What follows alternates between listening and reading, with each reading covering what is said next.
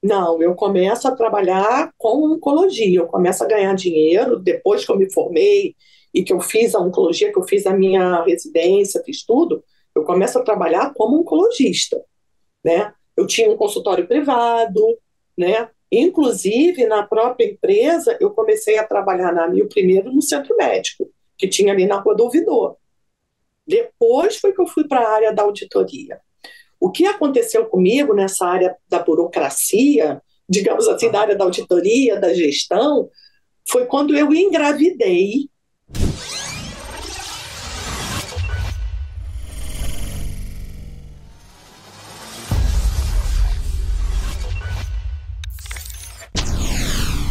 Fala, doutores! Eu sou Ricardo Valente, oftalmologista aqui do Rio de Janeiro, idealizador do canal Fala Doutores, canal esse que você já vem conhecendo, veio tentando de alguma forma pequena humanizar a nossa saúde, apresentando grandes celebridades que são aí exemplos para mim, tentando sempre trazer as cabeçadas dessas celebridades, mesmo sendo difícil, porque elas acabam tendo muitas conquistas e poucos erros na jornada, mas eu fico tentando perturbar e bater um pouquinho mais nas derrotas, que eu acho que é onde a gente mais aprende. E hoje temos aí mais uma super celebridade que eu sou muito fã já desde o início aí da minha jornada, de todos os meus cursos de gestão que eu fiz, sempre foi uma pessoa aí que estava brilhando aí no mercado, doutora Cristina Quadrati, médica oncologista, grandíssima gestora, hoje CEO da Pronep, empresa aí de home care, super consultora aí em saúde, que ela está aí em novas jornadas aí, que ela vem hoje adentrando, apesar de já ter passado por essas consultorias na vida dela.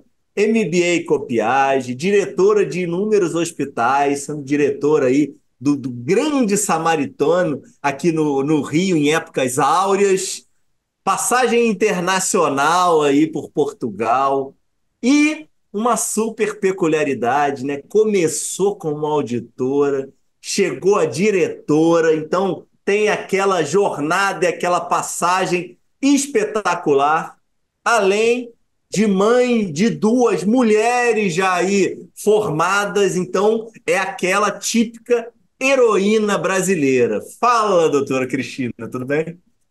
Boa noite, gente, tudo bem? Olha, chamando de celebridade, a gente já fica meio assim, né? Celebridade não, digamos batalhadora, pronto, guerreira.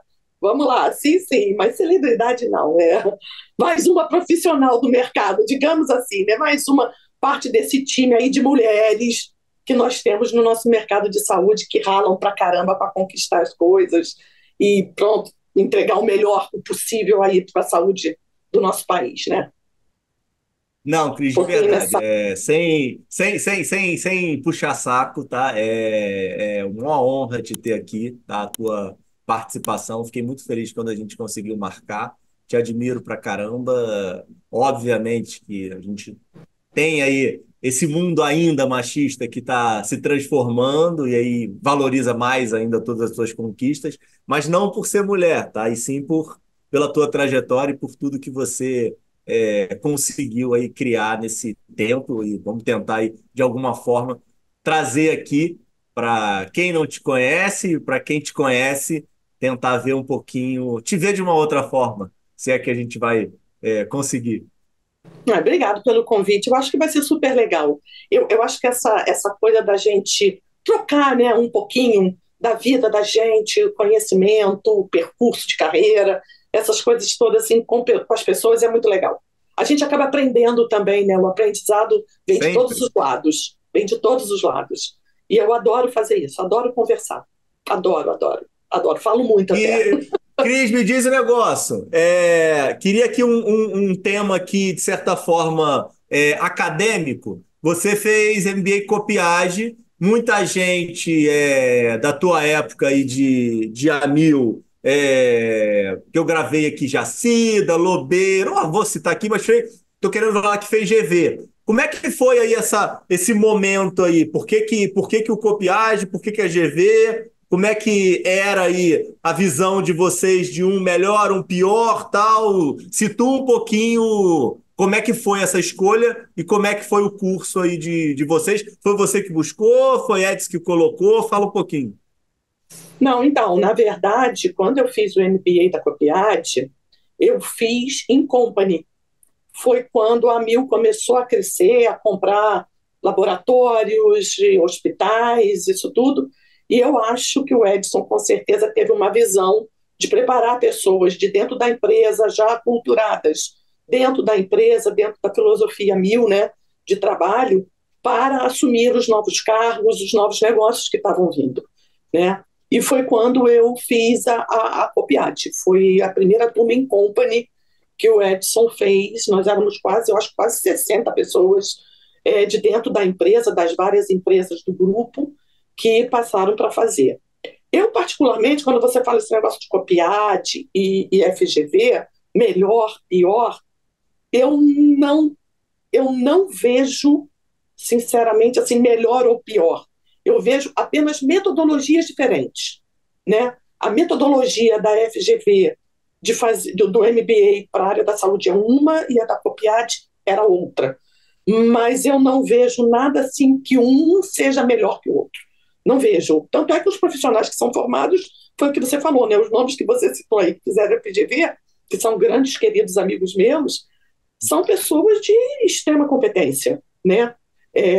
Assim, o que eu vejo também do MBA, tá? O MBA, ele não é uma coisa de formação para mim de gestor. Ele é uma abertura de novos horizontes para quem já está na gestão. Putz, concordo 1000% com você. Né? Eu acho que, geralmente, quando você pensa em fazer o MBA, você já está naquela pegada de gestão, né? Ou seja, por skill, por vontade, por gostar, ou por curiosidade, vai meio numa curiosidade, e, de repente, você precisa abrir seus horizontes. E aí o MBA é isso. Isso, pelo menos para mim, a Copiade foi isso, né? Eu fiz MBA e eu já estava dentro da empresa há muito tempo, né? Eu já tinha começado, como você falou, eu comecei como auditora, depois passei para a área de gestora de contas médicas, depois para a área de relacionamento, depois saí da operadora, fui para a área. Quando eu estava saindo da operadora foi quando eu fiz MBA e fui para a área hospitalar quando acabei o MBA. Então foram coisas que abriram a minha cabeça, vendo que aquilo que eu fazia de gestão não servia só para uma operadora, podia servir para um hospital, para um laboratório, para uma clínica, entendeu? Para tudo da área da saúde. Foi quando eu percebi que eu podia ser uma gestora de saúde e não uma gestora dentro da operadora, do hospital. É de saúde, entender a saúde como um todo e atuar para que tenha um bom resultado. Você tinha quanto tempo já de empresa? Caramba, eu sou péssima de data. Ah, eu falei que ia te pegar de datas, poxa vida. Tu falou, sou péssima. Mas eu já tinha, só de operadora, eu já tinha 7 anos. Então eu estava de 7 para 8 anos dentro da Mil quando eu fui fazer um MBA. Quando você foi fazer o MBA, você era zero assistência? Eu era zero assistência. Então, como é que aconteceu comigo? Na verdade, o meu primeiro contato com a área burocrática da saúde, que eu chamo da área burocrática da saúde, não foi dentro da gestão. Eu, quando estava fazendo a minha residência, eu também fiz curso de médico perito. E, na época, para ganhar um dinheirinho para complementar na minha residência, eu fazia perícia como PJ para o INSS. Eu ia na casa das pessoas que estavam de licença por saúde e não podiam ir nos postos na época. O INSS contratava médicos e pagava o carro que levava a gente lá para a gente fazer a perícia e entregar no posto de saúde para a pessoa continuar, né, com seu auxílio. Então eu fazia isso como para ganhar um dinheiro extra. E com isso foi quando eu me deparei com a auditoria, porque foi quando começaram a fazer a auditoria de prontuários, a auditoria dentro dos hospitais, do que essas pessoas vinham. Eu comecei a entender que existia um lado burocrático da medicina e que era importante para muita coisa e que eu desconhecia. E aquilo me abriu uma curiosidade de entender como é que os hospitais ganhavam dinheiro, até mesmo os hospitais, como é que o hospital ganha dinheiro? Como é que aquele atendimento médico se transforma em dinheiro para o hospital? E foi quando eu comecei a estudar essa parte de financeira, um pouquinho comecei primeiro no SUS, depois de um amigo meu que era dono de uma empresa de auditoria no mercado, perguntou se eu não queria, na área privada, perguntou se eu não queria começar a trabalhar com ele para entender, eu comecei a trabalhar com ele, e aí eu comecei a entender como é que os hospitais funcionavam, que existiam tabelas que remuneravam médicos, que existia tabela que remunerava os hospitais, que existiam taxas de uso de equipamentos, essas coisas todas, e aí eu comecei a me interessar. Aí foi quando abriu a Dix, né? Foi quando, na verdade, eu não trabalhei na Amil. A operadora que eu trabalhei foi na Dix. Foi quando a Dix começou a crescer e começaram a contratar, e eu fui fazer uma entrevista. Mas era Dix Amil, não era? Ou aí não era? Era Dix Não, pura? não era separado. Quando a Dix começou, a Amil era uma empresa, já existia, já voava, já tinha seus clientes, tudo, e a Dix foi feita na época separada, toda a estrutura separada da Amil, para não, porque era classe C, né? A Dix já era uma, Mas era do Edson também. era do Edson, mas ele Mas era já outro fez, CNPJ. era outro CNPJ, completamente Tá. separado. Completamente separado. Toda a estrutura mesmo corporativa da Dix era separada da Mil, desde diretoria, presidentes, gerentes, tudo separado da Mil. Todo mundo se conhecia, mas era separado. Até porque a Mil, na época, era um plano para a classe AB, né? E a Dix era um plano que veio para pegar a emergente classe C, entendeu? Sim. Um pouquinho nisso. Então, foi Não, quando... e provavelmente facilitava muito de você fazer outro marketing, né? Era completamente diferente. Né? Não, completamente diferente, até mesmo a maneira que a gente trabalhava o relacionamento com os médicos, os hospitais, era completamente diferente do que era da Mil. Completamente diferente. Era muito E, me, voltado mais e, para. e me conte de início de origem mesmo, para a gente chegar na gestão e na medicina. Da onde que você sai aí do Rio? Como é que é a Então, vamos lá. tua origem familiar aí, teu início de tudo? Teus Então, pais e. então, Cristina é de Realengo, né? Tá. Eu fui nascida e criada em Realengo. Né? Meu pai era militar do sul de Passo Fundo, né? E veio para o Rio para fazer o curso de sargentos, que é a escola de sargentos militar em Realengo, né? E conhece minha mãe, conhece a dona Wanda, a filha de uma lavadeira que lavava a farda dos soldados, dos militares. Era disso que a minha avó vivia, para sustentar os filhos, os 5 filhos que ela tinha. E o meu pai vai lá levar a farda dele quando chega de Passo Fundo, sem conhecer ninguém, no Rio de Janeiro, pergunta como é que ele ia fazer para lavar roupa, e o pessoal do quartel diz para ele, olha, vai na rua tal que tem a dona Odete, que lava a roupa de todo mundo aqui. E chega lá, quem atende meu pai é minha mãe, é a dona Wanda. E aí, pronto, e aí está aqui a Cristina, né? Que aí dona Wanda e seu Ivan se casam, né? E tem Cristina e Cláudia, eu tenho um irmão, né? E tem Cristina. Aí seu Ivan começa a lavar, tipo, tudo, toda semana, toda hora, pô. Toda semana. Seu Ivan leva roupa toda semana. E seu Ivan começa. A minha avó é uma coisa interessante: que a minha avó queria que a minha mãe, que os filhos estudassem, mas ela precisava de ajuda. Então, os filhos levavam as roupas limpas para os clientes. Então, aquelas trouxas enormes de roupa lavada, passada, a minha mãe levava isso na casa dos clientes. E o meu pai começou a sair do quartel e ficava na esquina esperando ela com as trouxas para ajudar ela a carregar as trouxas, para poder estar perto dela. Ó, História assim. você vê, esse é um exemplo do empreendedor, ó. Tá vendo? Investimento, né? Foi investindo ali. E aí eles casam logo? Não, namoram por. sei lá, acho que foram quase 7 anos de namoro, né? Porque antigamente eu tinha muito disso de casar Ah, logo, né? então ele carregou muita roupa, então, pô. Carregou muita roupa, muito bonde carregando roupa, saindo de Realengo naquela época, no bonde, no trem, para ir para Copacabana e entregar roupa. Muito, muito disso, era o passeio. Já estava completamente apaixonado. Era o passeio já, era o namoro dos dois, né? Era voltar no bonde, era junto com a irmã, nunca estava sozinho, tinha minha tia que estava junto, e ele tomava conta da minha mãe e da tia, tomava conta das duas. Foi ali investindo direto, entendeu? E quem é mais velho, você ou teu irmão? Eu sou mais velha. Eu sou mais velha. Minha irmã é 2 anos mais novo que eu. Tá. E aí, nessa ideia aí da tua avó e, consequentemente, tua mãe deve ter tido, eles tentaram dar estudo para vocês. Então, a minha mãe, principalmente, sempre foi muito. Porque a minha mãe tem uma história. A minha mãe queria, porque queria ser professora, né? Mas ela não conseguiu completar o estudo para ser professora. Acabou casando e ficou como dona de casa mesmo. Mas depois, né, depois de casada e tudo para ajudar a vida financeira, tanto minha para a gente estudar, eu e o meu irmão, a minha mãe passou a atender em casa alunos para dar aula de reforço, porque ela sempre teve muito jeito. E como ela não conseguiu fazer isso da maneira, digamos, oficial, ela fez isso da maneira oficiosa.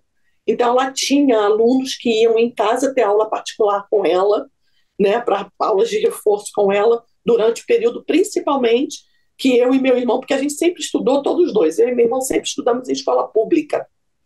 Mas aí, quando chegava na época de fazer vestibular, essas coisas, a gente sempre sentiu falta de algumas matérias que na escola pública não eram tão fortes, digamos Sim, assim. sim, sim. E aí a gente sempre acabava, tanto meu irmão, quando foi fazer faculdade, fez cursinho, e eu também, né? E aí, quando a gente fez cursinho, passou a ser particular. E aí apertava a coisa dentro de casa, e foi quando ela voltou a trabalhar, dando essas aulas particulares para ajudar no orçamento da casa, né? E isso você estava em Realengo? Até o E final tudo do em cursinho? Realengo, Até a tudo em faculdade? Realengo.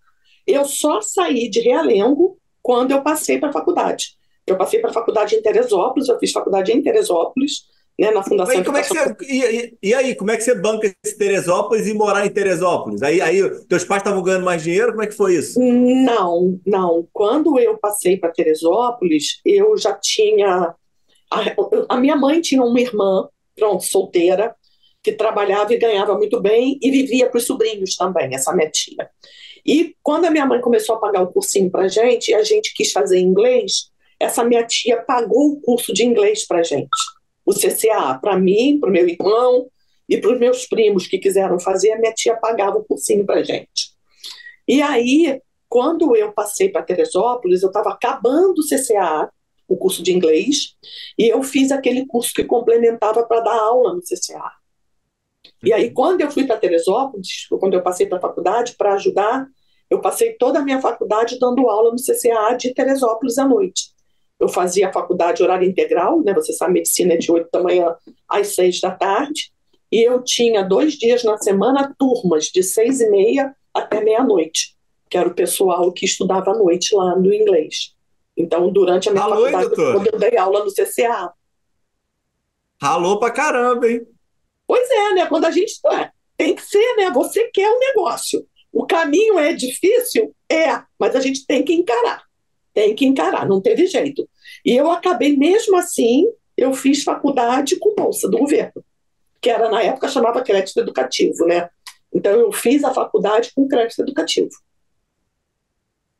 Tá, mas peraí, Foi, como é que funcionava esse crédito educativo? Você não pagava nada inicialmente e não esse dinheiro pagava do nada. CCA, então era para te manter lá. Era para me ajudar a manter. Porque a minha mãe, ela falou, olha, eu vou pagar o aluguel, né, dividir o aluguel da República, o aluguel, água, luz, as coisas que precisa para você estudar. Qualquer coisa de festa, roupa, não sei o quê, você tem que ser roupinhas, essas coisinhas, tem que ser do seu dinheiro da sua aula. Você tem que se sustentar, você precisa se sustentar. Porque a gente não tem dinheiro aqui, não tem como fazer isso tudo. Então era assim, Ah, foi assim que eu fiz aí, faculdade. isso daí foi o estímulo para esse trabalho tão grande, né? Que É, era tanta farra em Teresópolis, né? sabe como é que é, né? Faculdade é faculdade, né? Tem festa, né? Tanta não que eu não, os dias que eu dava aula eu não aguentava. Não tinha como ir para farra, porque ainda tinha prova para corrigir, ainda tinha um monte de Aham. coisa, mas de vez em quando a gente saía, né? Ninguém é de ferro, né? Vamos lá tomar um chupinho, vamos conversar com o pessoal. De vez em quando a gente fazia umas coisas dessas. E por que da escolha da medicina, Cris? Da onde que vem aí? Porque não tinha médico aí na família próxima ou tinha? Não, eu tinha uma prima que era médica e mas morava em São Paulo. Eu acho, sabe, para mim, o que mexeu comigo, eu acho, foi ter visto assim, quando meu avô e minha avó, os pais da minha mãe adoeceram, a minha mãe sempre foi muito presente cuidando deles, né? Todos dois, o meu avô mesmo, quando ficou bem doente, foi morar na minha casa, morava com a gente. Então eu via minha mãe e meu pai cuidando dele. A minha avó, quando adoeceu cardiopata, eu via que a minha mãe que levava no médico, minha mãe que levava para fazer exame. E isso tudo foi me chamando muita atenção de cuidar das pessoas, sabe? E aí foi quando, de repente, eu falei, sabe, mãe, eu quero ser médica, eu quero cuidar das pessoas, eu quero ajudar cuidando das pessoas. E foi quando eu botei na cabeça que queria ser médica. Eu fiz 3 vestibulares, eu não passei no primeiro. Uhum. Eu fiz 3 vestibulares e não desistia. Só falei, mamãe, se eu não for. Aí eu falava, também, se eu não for médica, se eu não for fazer faculdade de medicina, eu não vou fazer faculdade de nada. Eu vou trabalhar com outra coisa que não precisa de faculdade. Eu não E vou como é que fazer era o faculdade. apoio deles? Teu pai era vivo nesse momento que você fez Meu, vestibular? meu pai era vivo, mas o meu pai, pronto, eu vou falar de uma coisa muito pessoal. O meu pai não era um pai muito ativo, porque meu pai era alcoólatra. Ah. Então, quem era muito ativa nessa coisa de cobrar da gente as coisas e tudo, era minha mãe. Minha mãe que fazia muita questão da gente estudar, muita questão de fazer uma faculdade, muita questão da gente não desistir e apoiava muito a gente nesse sentido. Mas meu pai, coitado pela doença, não era uma pessoa muito participativa nesse sentido. E como é que era essa falta dele, Cris, para você? Nesse esse momento aí de transformação de mulher, esse momento aí de encontrar o seu caminho. Tua mãe supriu isso daí completamente? Como é que foi isso para ti? Não, eu posso te dizer que a minha mãe fez o máximo que ela podia para suprir isso, mas é claro que existem brechas, né? É claro que ficaram algumas marcas, né? Que você vai com a vida, vai entendendo e vai trabalhando elas, né? É o famoso, você Lógico. começa a se conhecer e vai tentando suprir. Apesar de que também eu tive uma ajuda de uma pessoa da família, que é o meu padrinho, né? Que quando ele viu que meu tio, que meu pai era assim, o meu padrinho era muito Era irmão presente na dele? minha vida. Não, não. Era marido da Aham. irmã da minha mãe, de uma Tá. das irmãs da minha mãe, né? Uhum. Então, meu padrinho foi muito presente. Ele conversava muito comigo, certas coisas que uma menina, quando você está falando, está deixando de ser uma menina para ser uma mulher, passa às vezes, né, com o namoro, com o namorado, com as coisas, não sei o quê. Sim. Eu dividia muito com o meu padrinho, entendeu? Eu falava com ele, poxa, eu estou gostando do menino, aquelas que eu estou gostando do menino, está acontecendo isso. O meu padrinho, não, mas isso o menino não pode fazer com você, isso não é legal, porque isso não sei o quê, nananã. Então, meu padrinho foi essa pessoa, entendeu? Para mim, porque o meu pai realmente, nesse momento, não. Até porque quando eu estava entrando para a adolescência, o meu pai já estava num grau de alcoolismo muito alto, muito grande. Então, meu pai já estava. Meu pai morreu 6 meses antes de eu me formar. Uhum. Né? Meu pai adoeceu enquanto eu estava fazendo faculdade, passou o último ano da vida dele internado, né, doente, com cirrose, ele Sim. fumava também, tinha cirrose, tinha efizema, e passou o último ano da vida internado e morreu 6 meses antes de eu me formar. Foi bom para você, Cris, ir para Teresópolis, se afastar um pouquinho do núcleo familiar nesse sentido? Eu acho, sinceramente, que foi fundamental. para eu conseguir estruturar a minha vida de trabalhar, estudar e ainda apoiar minha família, porque quando eu vinha de Teresópolis, eu vinha mais fresca, mais leve da situação familiar e eu conseguia apoiar minha mãe.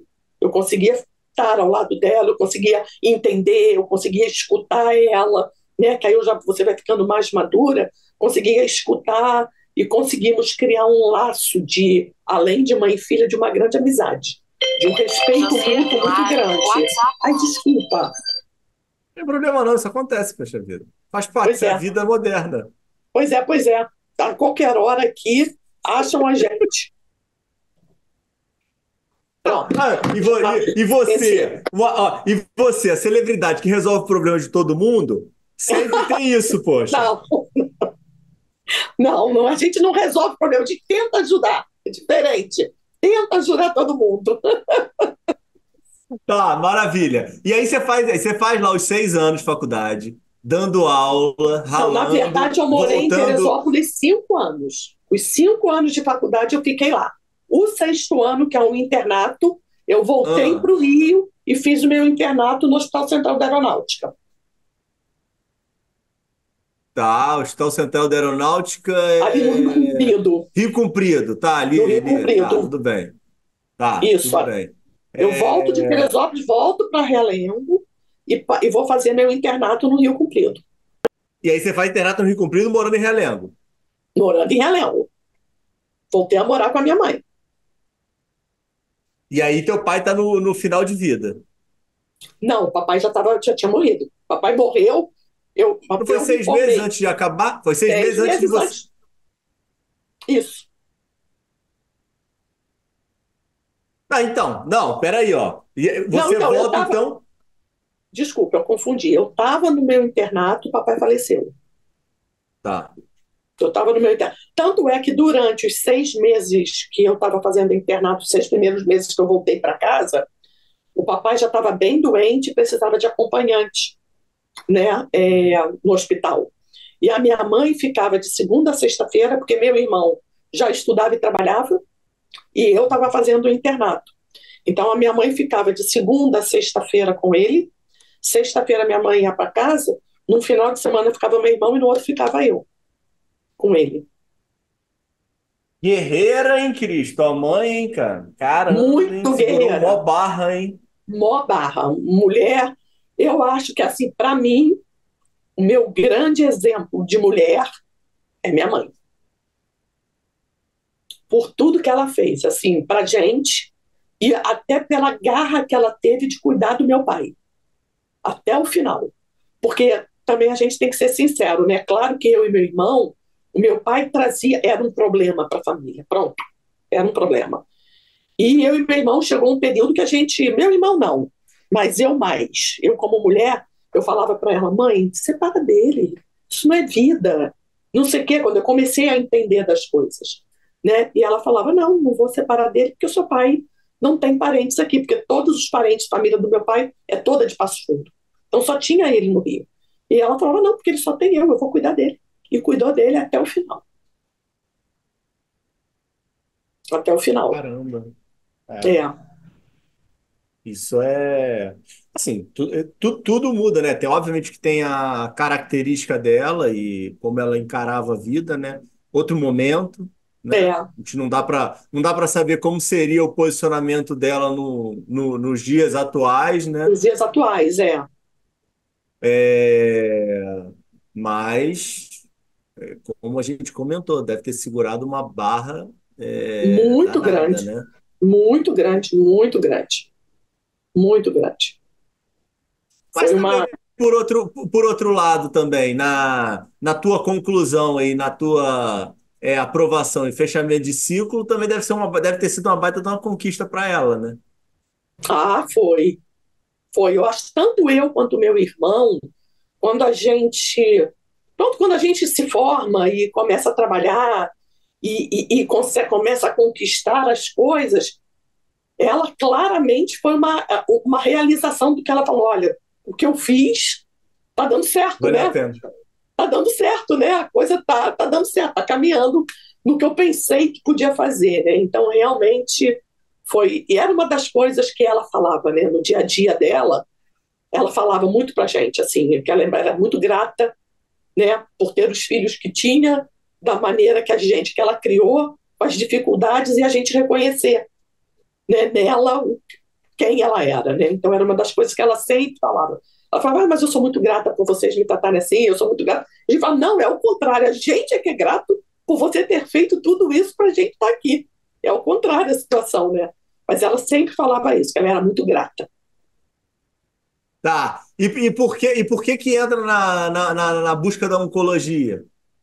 Por que que você decide isso? Da onde que aparece isso? Lá no HCA tinha alguma área que você estava mais vinculada? Por que que você foi? Não, na verdade, no HCA foi quando eu me deparei mais, porque quando eu cheguei no HCA, a oncologia era dividida já. Foi quando a oncologia começou a se estruturar, né? Porque a oncologia era meio desestruturada, era tudo muito assim, e de repente a oncologia começa a estruturar com as subespecialidades, né? E Tá. aí no HCA eu encontro um time de médicos, né, da aeronáutica, que estavam criando um serviço de mama. Eles eram mastologistas e começaram a se especializar na área do serviço de mama. E aí eu tive Uhum. uma afinidade muito grande com esses médicos lá no HCA. Inclusive, foi o meu primeiro emprego depois de formada foi na clínica deles, que era uma clínica que tinha ali no Jardim Botânico, uma clínica de xeroradiografia, na época da xeroradiografia, né? Ali no Jardim Botânico, e eu fui trabalhar com eles. E isso me despertou ali para a área da oncologia. Foi quando eu comecei a olhar a mastologia, a oncologia, mais para essa área específica de câncer de mama, de maneira a me interessar e a buscar fazer oncologia.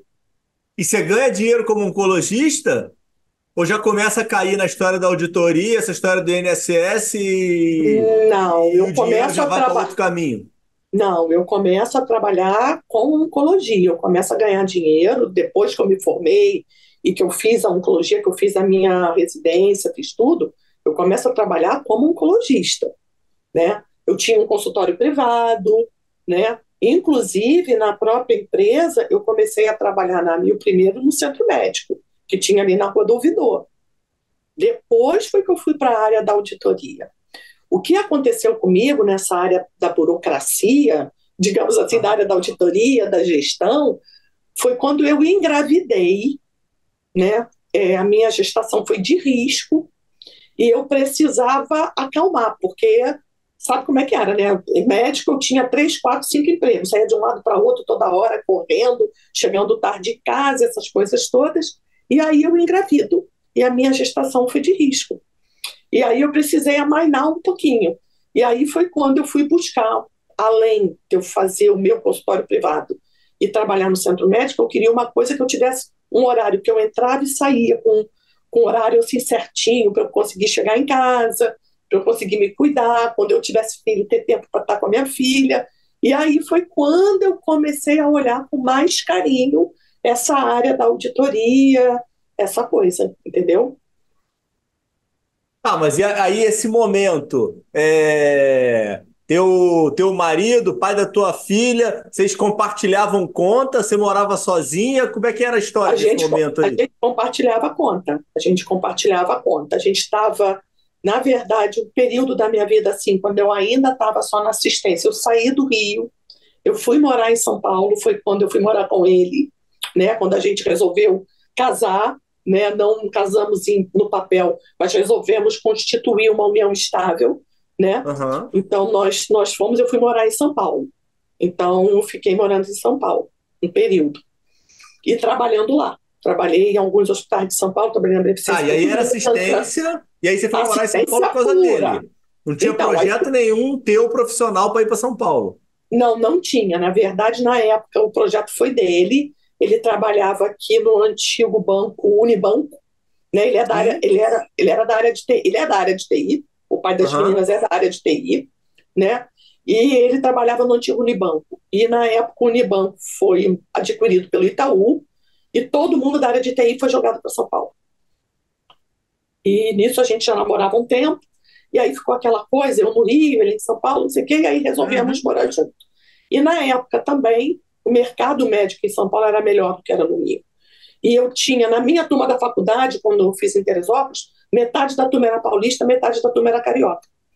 E eu tinha alguns contatos, da metade da turma era paulista, muita gente de São Paulo e do interior de São Paulo era da minha turma, né? E aí eu tinha alguns contatos em São Paulo, comecei a falar que estava querendo ir para lá, e aí eles conseguiram me abrir portas para mim, me Isso é uma ajudar. peculiaridade, Cris, da tua turma ou era comum em Teresópolis?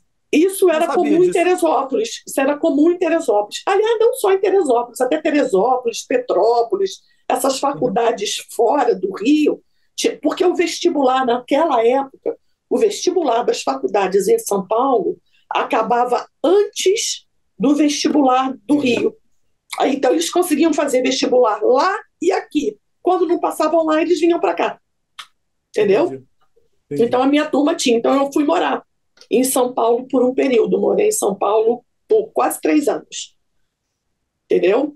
E aí, depois vim para o Rio. E quando venho para o Rio, logo de cara eu E aí, engravidei. não, e aí, quando você volta de São Paulo, o relacionamento não estava legal, aí você volta por causa do Não, relacionamento ou não, não? ainda Volta por fiquei causa de casada aqui trabalho. no Rio. Não, a gente volta junto, né? Na verdade, a gente Ah, compra um volta todo apartamento mundo? aqui, volta todo mundo. A gente compra. O que que acontece? O pai das meninas sai do banco e abre uma empresa própria. Ele e mais 2 sócios.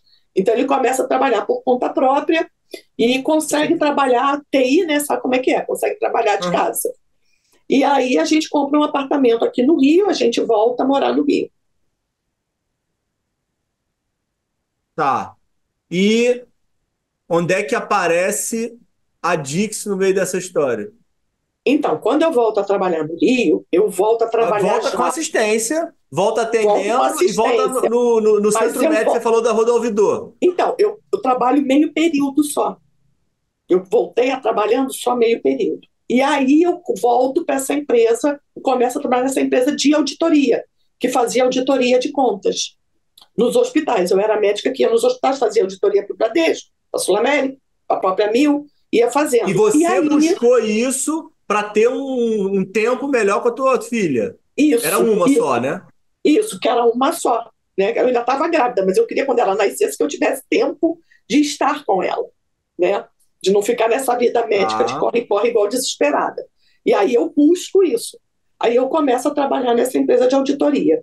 Trabalhando nessa empresa de auditoria, uma amiga fala para mim assim: olha, tem uma operadora nova, uma empresa nova de saúde, que está contratando médicos para trabalhar lá e você vai parar. E que eu falo, vai ficar pegando o trânsito, vai um dia para o hospital tal, outro dia para o hospital de não sei da onde. Eu queria uma coisa que eu fosse, trabalhasse naquele lugar e fosse embora para casa. Aí ela me Sim. avisa que a Dix estava contratando médico. Aí eu vou fazer a entrevista lá. Fui lá, falei, me inscrevi, fui lá, mandei currículo, fui fazer a entrevista. E quando fiz a entrevista, fui contratada para trabalhar na Dix. Comecei a trabalhar na Dix fazendo auditoria de contas hospitalares. Era no setor que os hospitais entregavam as contas, a gente E fazia a vaga era auditoria, para isso? era para Ou era a isso. tua expertise? Ah, tá. Era para isso, a vaga era para isso, era para auditoria de contas. E aí, quando eu entrei, comecei a trabalhar na Dix fazendo essa parte de auditoria de contas hospitalares, mas comecei a me interessar na parte do relacionamento com médicos, né? Entender como o plano de saúde ganhava Já, dinheiro, comecei já a não tinha olhar. atendimento? Ou o meio período continuava atendendo? Não, eu tinha meio período e, inclusive, eu ainda tinha o meu consultório particular aqui. Depois é que eu fechei o consultório particular. Quando a Giovana nasceu, é que eu fechei o consultório particular. Porque eu fazia à noite, né? Então, chegava em casa 9, 10 horas da noite, e aí com a Não neném estava valendo pequena a eu não pena. queria, não estava valendo a pena. Eu queria ficar com ela. Aí foi quando eu tive a oportunidade, a pessoa que me contratou, na época a Dix começou a crescer muito, a empresa cresceu pra caramba, e aí eles dividiram a parte da auditoria, na verdade, nem da auditoria, a parte da gerência dos serviços. Na Dix era dividido assim: uma gerente tomava conta dos médicos credenciados em consultório, outra gerente tomava conta da parte de diagnose e outra gerente tomava conta da parte dos hospitais credenciados, de relacionamento, negociação, isso tudo. E aí eu fui convidada a assumir essa gerência da área hospitalar. né? Então, eu fazia o relacionamento, credenciamento, negociação e tomava conta do setor de auditoria, que auditava as contas hospitalares. Na Dix, foi quando eu realmente comecei a mergulhar dentro da gestão, porque aí eu comecei a ter que entender muito mais do que só auditar E, conta, né? e isso aí era tudo mão na massa, metendo a cara, né? Não Tudo tinha, não tinha um curso, né? curso, não tinha curso, não tinha nada disso. Assim, o que tinha, na verdade, na época, era assim, tinha aquela Associação dos Hospitais do Rio de Janeiro, aí tinha um pessoal que falava muito de tabela, não sei o quê, e fazia meio que palestras disso. Então eu comecei a ir lá para entender. E fora que dentro da própria Mil, né, apesar da Dix ter uma estrutura separada, as pessoas da Mil, a gente encontrava o pessoal. Né? E as pessoas quem era o presidente da Dix, superintendente, veio tudo da Mil, né? Então tinha dentro de casa gente com muito conhecimento disso e que a gente aprendia com eles, né? Conversava muito, aprendia, acertava, errava, né? As coisas e foi aprendendo com o pessoal de dentro de casa, né? Aprendendo com as pessoas que faziam a própria Mil, né? E esse momento, qual que era o tamanho da empresa? Você conseguia ter contato com todas as esferas da empresa ou não? Já tinha muita hierarquia? Não, a gente conseguia ter contato com todo mundo porque o Edson ele tinha um evento que o Edson fazia que ele chamava de A Mil 2020, da visão perfeita. Aham. Né? A Mil 2020 era olhando o futuro das empresas. Né? Então, ele juntava todas as lideranças de todas as empresas. Então, a gente, bem ou mal, acabava se conhecendo. Sim. E tinha contato mesmo no dia a dia do trabalho, por exemplo, quando tinha dúvidas, coisas às vezes que aconteciam na Dix, a gente apanhava, ligava para a Mil para saber como a Mil fazia, aquelas coisas, como é que vocês fazem aí? Como é que vocês estão fazendo? A gente está tendo problema desse jeito, como é que vocês estão fazendo aí para resolver? E aí a gente trocava conhecimento, né? Então a gente tinha eventos mesmo de planejamento estratégico, viajava todo mundo junto, né? Então tinha muito assim. O Edson costumava dizer que ele não tinha tempo para ensinar indivíduos. Ele Uhum. ensinava todo mundo, ele ensinava os blocos. Então ele falava para todo mundo. Então ali você ia aprendendo que podia perguntar para todo mundo. Então eu tive pessoas muito importantes assim que me ajudaram muito, né, nesse meu percurso, né. Na própria Dixie, eu tive a Márcia Merick, né, Carlos Monteiro, né, que era o presidente da empresa, a Márcia Merick era superintendente da empresa, né, que ensinavam, não, nem sempre de uma maneira muito leve, mas ensinavam a gente como tocar as coisas, né? Apanhou É, muito, né, Cris? oh, caramba, e como, apanhei muito, mas muito, nessa época da Dix, então, que eu ainda era muito faladeira, muito rebelde, eu tinha mania de não engolir sapo, então me chamava atenção, eu achava que eu estava certa, a pessoa estava errada, eu ia lá, eu ia bater na porta, eu ia falar, está errado, eu não sei o que, não sei o que lá, e era uma brigalhada, um desgaste Teve que aprender na marra, né? na marra, sabe? Mas quem me ensinou a controlar esse meu gênio e gerar essa minha energia para melhor, para o meu bem, foi Odete Freitas.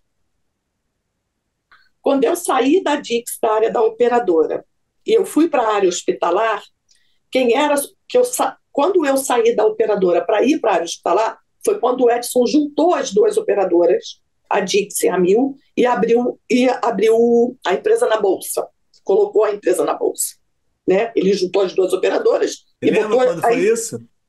ai, Mais ou menos? Foi antes ou depois do copiagem? Antes, óbvio, né? foi logo depois que eu fiz copiade, foi logo depois da Logo copiade, depois. Ah, logo tem no colo depois. aqui, pô. Você fez copiagem em 2007, não é? Mais ou menos. Então, eu não vou chutar, mas eu acho que a Mil foi para a Bolsa em 2008, 2009, no máximo. No máximo. Foi só porque foi o período que ele começou assim. Você está na Dix, você vai sair da Dix, você vai continuar na Mil, fulano sai. Foi quando ele E começou. aí, como é que era isso? Não, eu tenho Pois muita é. curiosidade disso. Então, olha só, a A gente costuma falar, o pessoal que trabalhou nessa época, a gente costumava falar que ele tinha, assim, tipo um tabuleiro de xadrez enorme, só que as peças éramos nós, entendeu? E aí eu acho que ele ficava na casa dele meio assim, vou fazer isso. Um fulano é assim, pega fulano, bota pra cá, bota pelotando pra cá. Mas você entendeu o que ele fez com você? Depois que passou, sim. Na hora, não. Na hora, eu costumo dizer que tudo que é novo, quando você entra numa zona de conforto, o nome já diz, é zona de conforto, você está Você já seguro. estava em zona de conforto quando ele te muda? Não, eu não estava em zona de conforto, né? Porque eu tinha acabado a Copiade e eu ainda estava como gerente. Tanto é que quando eu acabei a Copiade, eu falei, gente, eu quero saber quando é que eu viro diretora. Porque fazer Copiade para ficar como gerente não faz sentido. Na minha cabeça não fazia sentido. Eu queria galgar mais dentro da empresa. E aí ele me chama, fala, você vai sair da operadora e você vai para a área hospitalar. Fiquei desesperada. Eu falei, mas eu não sei nada de hospital. Estou fora de hospital um tempão, não sei nada de hospital. Não tem problema, não, vai aprender. E me mandou lá falar com a Odete, né? Com a Odete Freitas. Chego eu Que lá você para não falar conhecia. que eu não conhecia. Eu conhecia de distância, assim, não tinha intimidade com a Odete. Eu sabia quem Tá. era ela, né? Quem era ela, mas não tinha intimidade nenhuma, não tinha nenhuma assim, afinidade com ela. Né? Aí chego eu lá, humildemente, sento lá, falei, o Edson mandou vir aqui conversar com você, falando que eu vou passar para a área hospitalar, não sei o quê, né? E aí ela me fala uma frase que eu saí de dentro da sala quicando de raiva dela. Ela vira para mim e fala assim, eu estou sabendo já, as pessoas já conversei sobre você, não sei o que, não sei o que lá, mas esse gênio seu, a gente precisa conversar sobre isso, não sei o quê. Aí ela fala assim, porque você, menina, assim mesmo, é uma égua de raça, mas você não ganha páreo porque você não foca na corrida. Gente, imagina eu, brava do jeito que era, sentada na cadeira, escuto isso, a Foi pra superintendente. esganar ela. A minha vontade era voar no pescoço dela, né? Mas eu não podia, porque nessa época, quando eu acabei a Copiade, eu estava me separando. Eu acabei com o Piatti e foi quando aí desandou a relação. Eu estava me separando. Falei, gente, eu não posso ficar desempregada de jeito nenhum e eu vou ter que engolir essa coisa aí que eu sou uma égua, né? Mas tá tudo certo, vamos lá, vamos entender aqui o que que essa mulher está falando de mim, né? O que que essa pessoa que não me conhece está falando de mim. E saí da sala quicando de raiva dela. Aí encontrei uma outra pessoa que também me ajudou muito, que foi uma mentora importante também na minha carreira dentro da empresa, que é a Cristina Marques. Encontrei Cristina Marques no corredor, falei, Cristina, é Sodete? Falou isso para mim, não sei o quê. Ela falou, ela tá certa. Eu falei, mas Cristina, com ela eu já tinha intimidade. Eu falei, mas Cristina, ela me chamou de égua. Ela falou, não, ela falou que você tem raça e que você não sabe juntar suas energias para você conquistar suas coisas, que você desperdiça energia para tudo que é lado. E é verdade. Para É, pensar. muito legal. Não, e você como é que vê com outro prisma, né? Com Você outro só pegou prisma a a égua, coisa, né? né? Eu só peguei a égua, porque eu já estava. Aí você está frágil, eu estava separando, trocando de emprego, tudo inseguro, né? A minha zona de conforto foi toda desmontada ao mesmo tempo, né? Eu estava reconstruindo tudo, reconstruindo minha vida com as minhas filhas, reconstruindo profissionalmente, reconstruindo. Falei, gente, e aí você foca só nas coisas, pronto, o que bate no teu ouvido, você fala, Lógico, como lógico, assim? lógico. Né? Mas aí a Cristina foi uma pessoa que me ajudou muito, assim, né? Nessa época, nessa transição, indo, ela e o José Carlos, foram as três pessoas que, quando eu passei para a área hospitalar, me ajudaram muito. Cada um do seu jeito, cada um no seu Ah, perfil. você foi também fazer queixa pro Zé Carlos da égua? Ah, fui. Não, na época não, porque eu não tinha tanta intimidade com o Zé Carlos. Mas o Zé Carlos estava na sala junto com a Odete, nesse dia, que ele já trabalhava na área hospitalar. Ah, então foi Zé Carlos que deu essa dica pra Odete. Falou, ó, essa daí, Acho ó. que sim. Acho que sim. Acho que foi o Zé Carlos que falou, Acho que sim. essa aqui pode pilotear que ela corre bem, só tem que botar a direção nela, entendeu? Tá. E me diz outra coisa. No voltando um passo para trás no final da copiagem, você comentou comigo que tinha a história da assinatura do documento para vocês ficarem na Mil. Me conte esse episódio. Então, vamos lá. O que que aconteceu? A minha turma foi a primeira turma em company, né, que fez MBA pela empresa. E o RH, o que é normal hoje em dia no mercado, a gente sabe, o RH pediu que a gente assinasse um documento falando que a empresa estava investindo ali e que a gente ficaria X tempo, né, na Sim, sim. empresa. Só que várias pessoas, todo mundo, né, que a gente conhecia da direção da Mil, os diretores da Mil, superintendentes, as pessoas que estavam dentro da empresa e que eram mentores nossos, a gente sabia que todos já tinham feito vários cursos, inclusive fora do país, e nunca ninguém tinha assinado nenhum documento desse. E a gente começou a ficar todo mundo incomodado com isso. Começou uma confusão, um fala-fala dentro da turma, né? E nós éramos muitos em todas E, as doutora áreas. Cristina, você pode falar agora, depois de tanto tempo, que você foi uma das líderes desse barraco todo. Pior que não, pior que não. Olha, eu acho que eu estava tão sensibilizada de estar me separando nessa época do MBA, que eu era Uhum. até meio assim, gente, não, deixa pra lá. Eu queria acabar aquele curso, eu queria tentar um jeito de ser promovida para poder ganhar mais dinheiro e não precisar da ajuda do marido, gente. Esse era o meu foco. Esse era o meu foco. Eu precisava me livrar e ficar bem, né? Então eu não estava muito nesse meio, não. Mas que quando falaram comigo, eu falei, mesmo, eu não tinha pensado nisso. Né? E não tinha mesmo. Né? E falei, mas também não queria assinar. Não, gente, é mesmo, né? Vai que eu acabo aqui, nego, sei lá, me convida para trabalhar num Bradesco, assumir uma coisa dessa. Eu pensando, né? Eu falei, também acho. Mas foi uma confusão dentro da turma que isso bateu no ouvido do Edson. E o Edson vai e junta a turma toda e fala: olha, eu não quero ninguém obrigado aqui. Não é um documento que vai prender as pessoas. Legal. Entendeu? Ele falou: eu quero quem fique, quem acredita na empresa. Isso, para mim, me chamou muita atenção. De falar assim: é isso. É você trabalhar. Ai, desculpa. Nada, É, pô. tô saindo de uma gripe, né? Se É hidrate, isso. falta de água. Água. É você trabalhar fazendo o que você gosta e o que você acredita. Esse é o E, segredo. e, e perderam muitos soldados aí dentro desse episódio? Da turma, não. Pior que não. Eu acho que da turma. Então deu certo, né? A Não, postura dele. Né? gente, um exemplo desse, né? Um exemplo desse, as pessoas olham. Eu acho que da turma toda que saiu da empresa assim em pouco tempo, em 2 anos, se tiveram uns 5 ou 6, foi muito. Foi muito.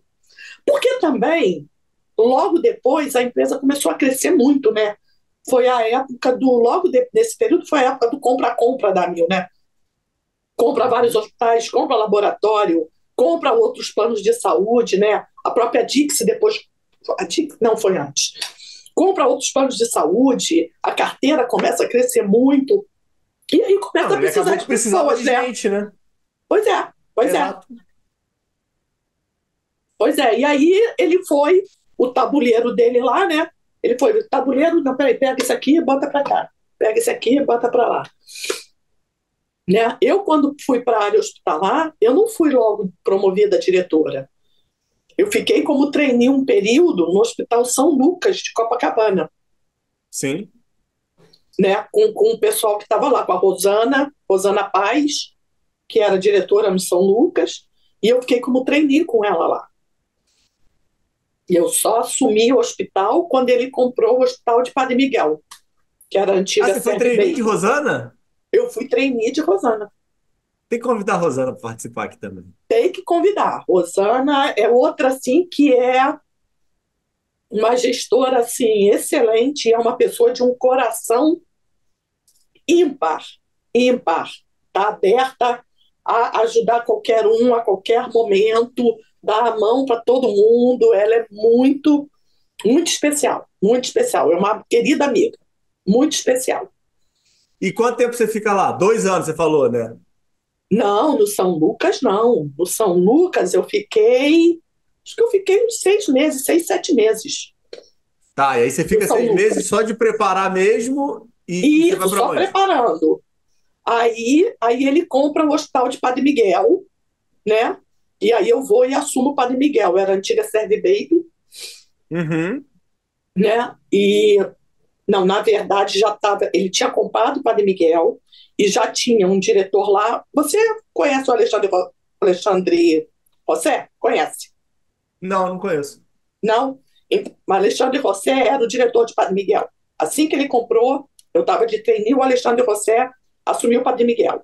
Aí o Uhum. Alexandre José, os joguinhos dos pininhos dele. O Sim, Alexandre sim, José sim. sai de Padre Miguel para assumir um outro hospital e eu assumo o Padre Miguel. Entendeu? Aí eu fico em Padre Miguel por 2 anos e E meio. peraí, aí outro ponto. Existe algum planejamento? Existia algum planejamento para você? O que que eu quero dizer? Existia algum roadmap? Você tinha alguma noção do que estava acontecendo ou não? China, vai Não, para Padre Miguel e aí, tipo, em 6 meses ele podia te tirar e botar tua peça para outro lugar. podia. Não tinha assim muito roadmap, não. O que a gente percebia era assim, o que eu, não vou falar a gente, não vou falar de mim, né? O que eu Exato. percebia era assim, por exemplo, eu assumi Padre Miguel. Aí depois teve um curso que a gente foi fazer da Kaiser Permanente lá fora. Aí fui Ah, eu que legal. e mais 2 outros diretores. Então a gente começava a perceber que conforme os cursos iam aparecendo, as coisas iam aparecendo, ele ia direcionando as pessoas para preparar as pessoas para o próximo passo, né? E isso eu percebia. Eu falava, poxa, o cara não vai me botar para fazer um curso de 2 semanas aqui para nada. Alguma coisa está sendo planejada para mim, para minha carreira dentro da empresa, né? E estava, né? E estava. Então, eu acho que esse roadmap é o que a gente brinca que era a peça de xadrez. Eu acho que isso tinha muito na cabeça dele e na cabeça, claro, das pessoas que eram gestoras, né, da parte do top lá dentro da Mil, né, com ele dividia as coisas e eram as pessoas que mentoravam a gente e ajudavam a gente a caminhar na direção que a empresa precisava. Eu acho que E era aí, muito na cabeça ó, aqui, deles e não ó, na nossa. Odete vai ser convidada também, eu quero perguntar isso, pô. Ah, eu acho. Vou perguntar se ela sabia dessas histórias de te levar para um lado e para o outro, ou se era só da cabeça dele. Eu acho que eles sabiam. Eu acho que o grupinho lá, ó, O eu falo, grupinho. aquele grupinho de Caxias sabia. A gente não, mas eles sabiam. Porque olha só, Odete é de Caxias, Não, Zé e Carlos é de peraí, não, Caxias. peraí. Grupinho de Caxias tinha um ciúme de vocês aí, desse negócio de grupinho de Caxias? Não, não, pior que não. Assim, todos eles eram mentores dentro da empresa. Todos eles, todos eles eram mentores.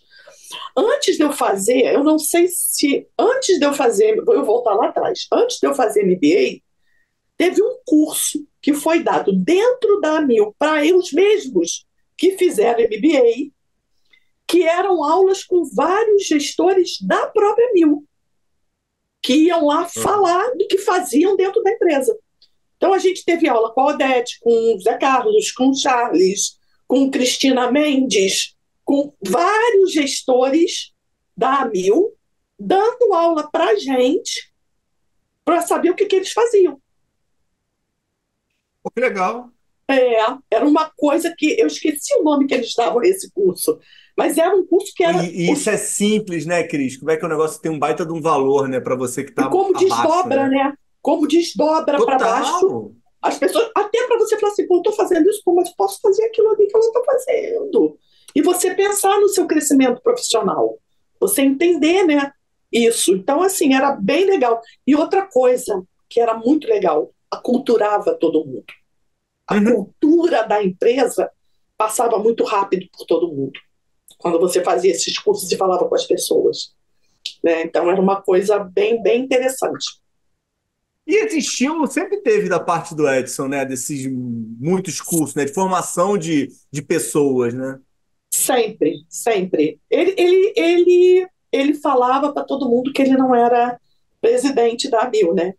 Ele falava que ele era gestor de pessoas. Que ele era gestor de pessoas. Que era... E aí era aquele perfil que todo mundo conhece dele, né?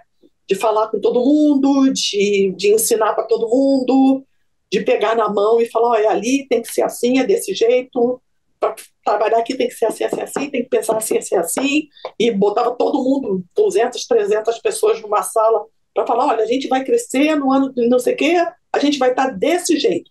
Eu vou precisar de mais não sei quantas pessoas trabalhando. Eu vou não sei o quê. E aí ia botando o pessoal na direção do que a empresa precisava, né? Eu Eu, acho que eu, esse eu, era eu... o grande lance dele. Não, mas eu gostei aqui do que você está tocando da Odete. Eu fiz alguns episódios que eu estou aqui lembrando. O episódio que eu gravei com o Clemente, ele fala um pouco do Jorge. O episódio que eu falei com o Zanata também, ele fala do Jorge. Muita gente falou do Edson, mas ninguém nunca tinha citado da Odete. Legal de você A Odete comentado a respeito. É porque a gente acaba que sempre você tem a liderança, né? E o Edson sempre puxou muito isso para ele, né? Eu nunca é, tive contato com ele, mas assim, pelo que eu vejo e escuto de vocês contarem, ele era uma pessoa vaidosa, né? Que gostava muito era dessa questão do ego todo, muito, né? muito. Mas, por outro lado, ele sabia que essas pessoas precisavam fazer a empresa, né? Isso. E não tem Tinha muito. empresa sua, né? Como você falou no início, né? Eu sou por causa de várias equipes que me formaram e pessoas que me trouxeram onde eu sou hoje, né? É isso, né? Ninguém constrói nada sozinho. Não adianta, ninguém constrói nada sozinho. A gente precisa dos tijolinhos, né? A gente precisa das energias, a gente precisa de quem nos complemente, né? Ninguém é bom em tudo 100%, né? Você é muito bom numa coisa, em outra você é menos bom, e de repente tem uma pessoa do seu lado que é super boa naquilo. Então, por que você não botar ela na tua equipe para te complementar? Então, eu acho que o grande segredo da Amil, do sucesso da empresa, né, quando a gente fala do Edson, do Jorge, era isso, era o complemento de um com o outro, né? O Sim, sim. complemento, como era o Edson, como era o Jorge, né? Aquele cara pé no chão, do negócio, do não sei o que, era o Jorge. Né? O Edson era o sonhador, era o que achava que ia, e o Jorge era aquele cara do pé no chão, da estratégia, de tocar a banda ali no dia a dia, a música é desse jeito. Fechava a conta, né? Então é um complemento, né? São dois É. executivos inquestionáveis, né? Durante o início da minha carreira, eu convivi muito pouco com o Jorge. Eu vim conviver mais com o Jorge quando eu fui para Portugal, por incrível que pareça. Porque quando eu fui para Ah, é? Portugal, porque quando eu fui para Portugal, a empresa foi vendida para o UHG, os americanos deram a missão de cuidar de Portugal para o Jorge. Então a gente passou a responder para Não o sabia Jorge. disso, não, Cris. Entendeu? Então a gente, os Lusíadas, respondia para o Jorge. Então eu passei a conviver mais com o Jorge, a trabalhar mais perto com o Jorge, conhecer mais o Jorge quando Que eu estava em legal, não Portugal. sabia. Não Foi sabia. o período do início de Portugal, pelo menos os 2 primeiros anos de Portugal, a gente respondia ao Jorge. Zé Carlos e eu E aí, você respondíamos conheceu uma outra ao Jorge. empresa? Ah, era uma outra empresa, né? Os Lusíadas era uma outra empresa, né? Não, mas Era... eu digo a questão da convivência com o Jorge. Você conheceu uma outra Mil do ponto de vista dele ou Não, não era perceptível isso? não era perceptível isso. Não era mesmo. O que eu vi era isso, é que o Jorge era um cara mais de estratégia, de pé no chão, das coisas mais programadas, mais, sabe, assim, muito...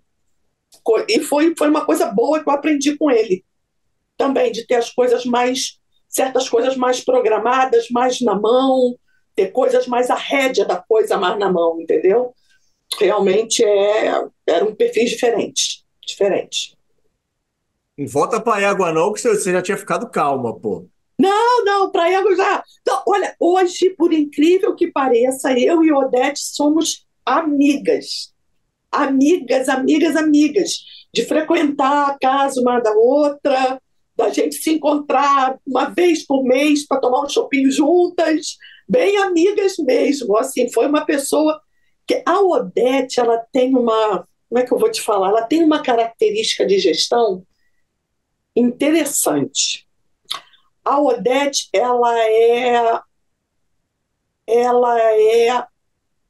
como é que eu vou te dizer? Ela é professora de eneagrama. Não é bem professora, ela é especialista em eneagrama. O eneagrama, ele é uma ciência milenar chinesa que estuda personalidades das pessoas. E a Odete estuda isso profundamente. E a Odete usava isso para fazer a gestão da gente. A Odete obrigou na época, obrigou não, ela pediu que todos nós, diretores da época, ela era superintendente da empresa de hospitais, né, da ESO, e nós, vários diretores, fizemos o curso de Eneagrama. E isso ajudou, me fez começar a olhar, eu até hoje ainda leio algumas coisas de Eneagrama, começar a olhar as Não, pessoas vou de ter que ler, não maneira. faço ideia do que seja enneagrama, estou me sentindo completo ignorante aqui.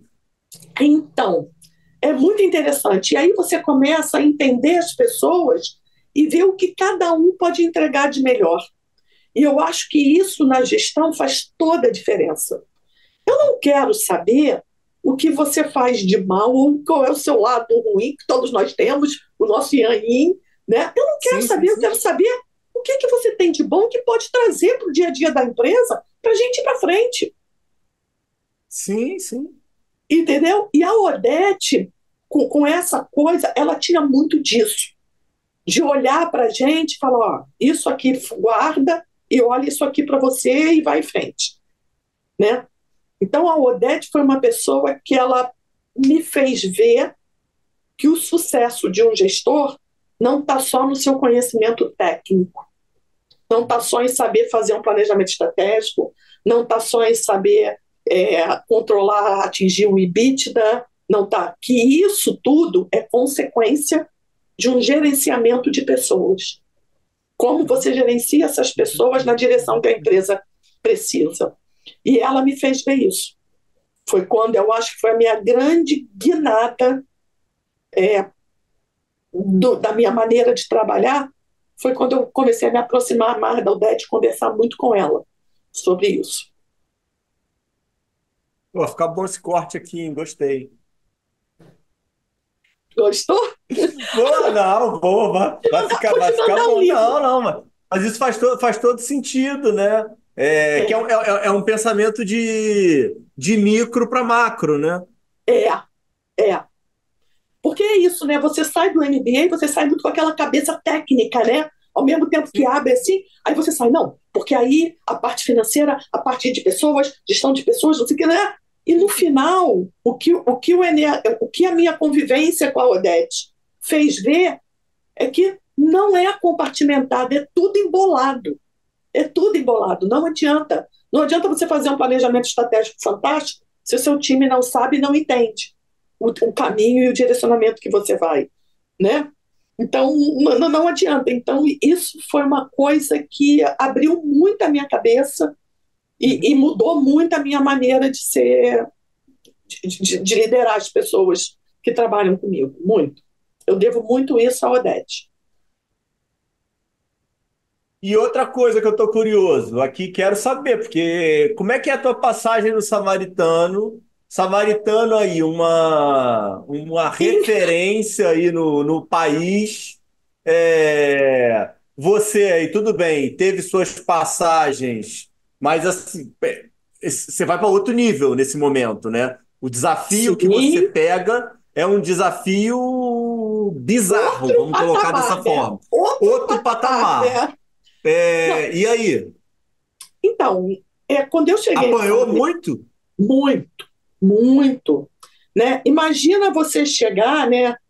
Primeiro, assim, o Samaritano, quando eu cheguei, parte dos médicos que estavam lá tinham sido meus professores. Samaritano era um coletivo de expoentes, né? Pois é. E aí, como é que você chega ali num corpo clínico de expoentes, né, para falar que certas coisas que faziam não podia fazer mais, que algumas coisas que aconteciam não poderiam acontecer mais, e como é que você lidar com isso? E aí, mais uma vez, eu acho que as minhas conversas com a Odete e também com o José Carlos, porque nessa época o meu gestor direto já era José Carlos, né? Uhum. A minha conversa com o Zé Carlos e tudo me ajudou muito, né? Eu lembro bem um dia que eu conversei com o Zé Carlos Zé sobre Carlos isso. também está convidado aqui, obviamente, né? Precisa aqui fazer É, a conexão que eu ainda não falei com o Zé Carlos. é, assim, o Zé, eu lembro que uma vez, o Zé, olha só, já eu aqui na intimidade que a gente tem, o Zé Carlos teve uma vez que ele chegou no Samaritano, eu estava chorando em cima da mesa, de uma situação que tinha acontecido. Porque o problema do Samaritano não eram só os médicos, eram também os clientes, né? Muita gente da alta sociedade, muita gente influente, né? Então, às vezes, o relacionamento com essas pessoas, às vezes, não é tão fácil, né? E principalmente quando você não é desse meio, que era o meu caso, Uhum. né? Que Uhum. estava chegando. Então, eu precisava conquistar a confiança deles. E uma vez eu conversando com o Zé Carlos, dessa vez que eu estava chorando de uma situação que aconteceu por causa de um paciente, da esposa de um paciente, que eu estava chorando, falando, aí o Zé Carlos falou, deixa de ser boba, você está tentando fazer isso à força, não faz à força. Lembra do que a Odete falou pra gente, que tem que fazer time? Faz time, pede ajuda. Os caras foram seus professores, não adianta você querer mandar neles, faz ao contrário, pede ajuda, chega com seu jeitinho, pedindo ajuda, fala, olha, preciso de ajuda, a gente precisa, o hospital está velho, os equipamentos estão todos velhos, a gente precisa modernizar, a gente precisa modernizar o hospital, fazer obra no hospital, eu preciso da ajuda de vocês. Sem vocês eu não consigo. E assim eu passei a atuar dentro do Samaritano. Então eles passaram a ser, eu nunca cheguei para nenhum médico dentro do Samaritano e disse, olha, não pode. Eu chamava para conversar comigo. Vamos conversar comigo.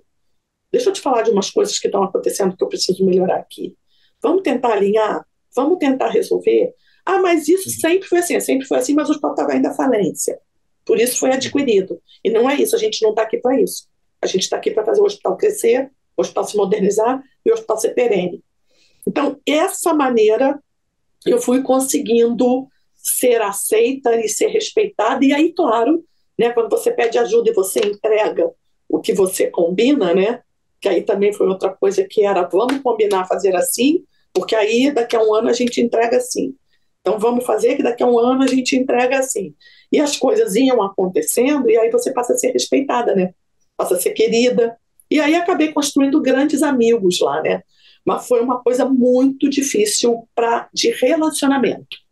Eu aprender a me relacionar com outro nível de pessoas, pronto, com outra. Foi Não, um período bem e isso que você complicado. está falando, isso que você está falando também é muito legal, né, Cris? Porque você deveria ter isso, né, de confiança e de entregar e de fazer o que você estava prometendo, o que você tinha combinado, e você foi validada pelo Edson, né? Isso. Que, como você comentou, era uma pessoa que se apertasse tua mão, ele ia cumprir o combinado, né? Mas até isso, aí sabe como é que era isso? Até isso, o Edson, né, às vezes ajudava, às vezes atrapalhava, né? Assim, isso é normal. Porque eu lembro que quando eu cheguei no Samaritano, ele falou: olha, porque se ela não fizer as coisas que vocês precisam, você quer, pode ligar direto pro meu telefone. Meu telefone é esse aqui.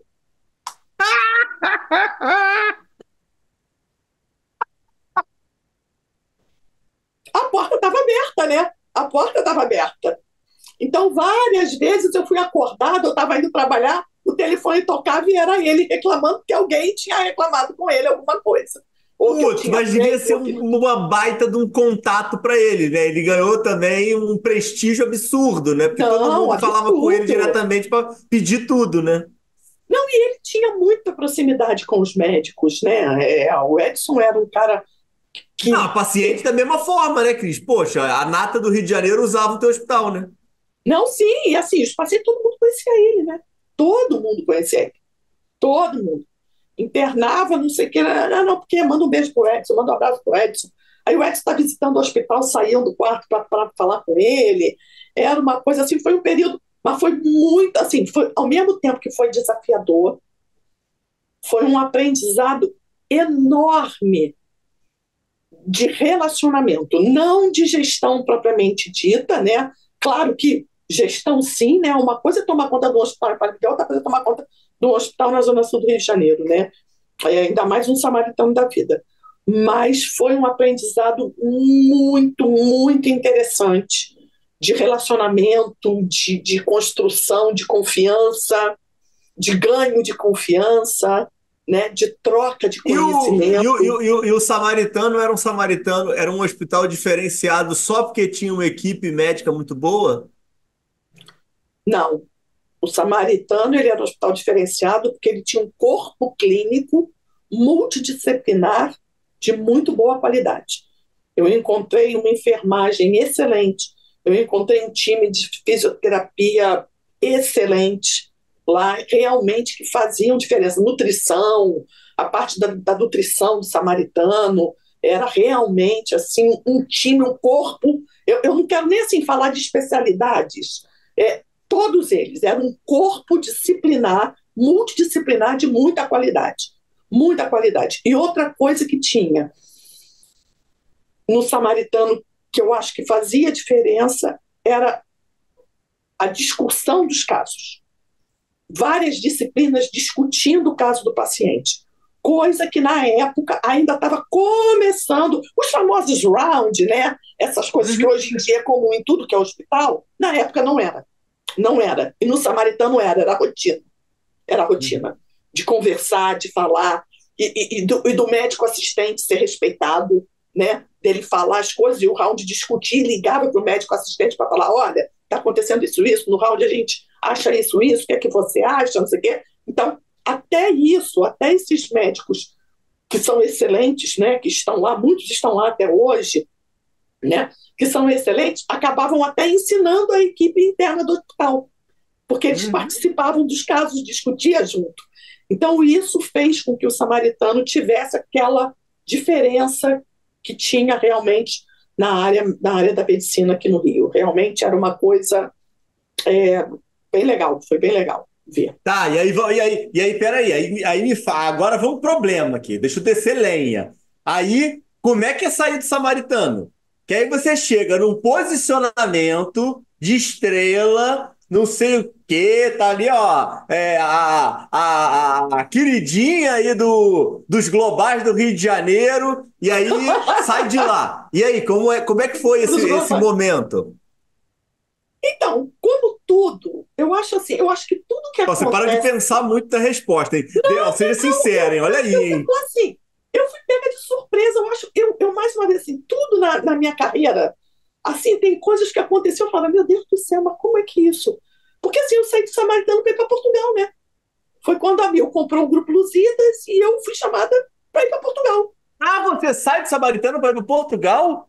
Isso, eu saio do Samaritano e vou para Portugal. Então, quando eu saio do Pô, eu tô crente que eu ia Samaritano, descer além em você, que você saiu para ir para outro lugar, que você ficou super decepcionada. Então, na verdade, você cresceu mais ainda, pô. eu saí para ir para Portugal, né? Então, assim, foi uma coisa que quando eu estava tomando gosto, que a gente começou a fazer obra aí, inaugura a emergência, inaugura a hemodinâmica nova, começa a obra no centro cirúrgico, que você vai tomando gosto do hospital, agora você vai para Portugal.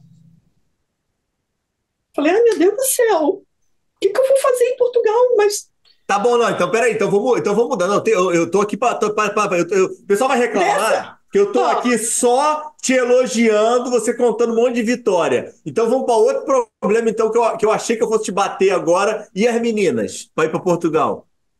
uma desgraça total. Foi terrível. Foi terrível em Elas tudo. não ficaram felizes, não? Não foi na boa, não, pô? Ficaram Não, super não, animadas? não, olha só, imagina uma menina de 13 anos, uma de 15, começando pré-adolescência, começando a fazer amizades, grupinhos, aquelas coisas que são necessárias para a vida da gente, né? Que a gente vai fazendo os laços ali de amizades, não sei o quê, e de repente sua mãe fala assim, olha só, a gente vai para Portugal que eu vou trabalhar lá. Não queria. A minha filha mais velha, no outro dia, veio me confessar que ela foi para casa do pai chorando, pedindo a ele que ele deixasse ela morar com ele, para não ir para Portugal, né? Mas eu levei todo mundo para Portugal. Foi um inferno. O início foi muito difícil. O início não foi fácil.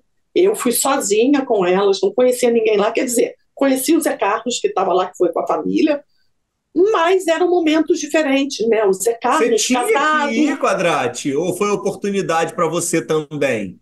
Se você Não, não então, fosse, você estava perdida na carreira? não, eu não tinha que ir, né? Mas eu sempre fui da opinião, isso é uma coisa minha, que quando você recebe um convite de alguma promoção e você diz não quero, Uhum. Sim, sim, sim. você Você fecha a passa porta. ali uma.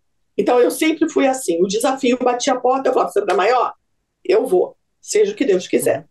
E o Portugal foi do mesmo jeito. Foi quando falou, eu falei, você é maior? Eu vou. Não só nesse sentido, a minha não foi só a nível profissional, também a minha ida para Portugal. Quando apareceu esse convite, eu também pensei nas minhas filhas. Porque eu falei, eu vou conseguir dar uma coisa para elas lá que eu jamais vou conseguir dar aqui. Por exemplo, se eu tivesse continuado a trabalhar no Brasil e alguma delas resolvesse estudar fora, talvez não tivesse condições financeiras de manter elas lá. Então, isso tudo na minha cabeça passou na época. Eu falei, agora elas não querem. Agora. Mas lá na frente, as oportunidades de fazer faculdade aonde quiser, de fazer mestrado onde quiser, né? de alçar voos, né? Culturais, né? Culturalmente, de vida, de conhecer vários países, várias culturas, coisas que aqui é muito mais difícil. Não é que a gente não faça, mas é muito mais difícil, né? O preço de uma passagem para ir para a França não é o mesmo que está de Lisboa para Paris, né? De conseguir um final de semana. Então, isso tudo veio na minha cabeça. Isso tudo passou na minha cabeça. E aí eu mergulhei de cabeça no convite, aí na oportunidade, entendeu? Mas não foi fácil, não. Foi muito difícil. Tive momentos de solidão, né? Lá, de não conhecer ninguém, de não ter amigos. Eu sempre fui uma pessoa de muitos amigos. Eu gosto de sair final de semana com amigos, de estar tomando chopinho, de estar não sei o que, e chegava lá, final de semana era eu, Giovanna e Catarina, trancada dentro de casa, né? Então, E assim, as duas até emburradas. e as duas emburradas. Teve uma situação da minha filha mais velha, quando eu comecei a fazer amizades lá, teve uma pessoa lá, uma amiga portuguesa que eu fiz amizade, que eu sou muito grata a ela por ter dado certo a minha vida, não a profissional, mas a minha vida social em Portugal. Porque quando ela me conheceu, ela gostou de mim e ela foi me apresentando aos amigos dela. Então ficou mais fácil de eu entrar na sociedade e fazer novos amigos, Uhum. né? Na sociedade portuguesa e fazer os novos amigos. Mas quando eu comecei a fazer essas amizades, um dia ela foi me pegar para o aniversário de um amigo dela. E a minha filha Giovana ia ficar sozinha em casa, porque a Catarina, mais nova, era mais de fazer amizades, já tinha arrumado um grupinho e foi para uma festinha, e a Giovana, que era mais fechada, ia ficar sozinha. E quando eu falei para ela que eu ia sair, ela virou para mim e falou assim: não vou ficar sozinha em casa, não. Eu não pedi para vir para cá, não pedi para você me trazer, eu não vou ficar sozinha em casa, não. Você vai ficar comigo.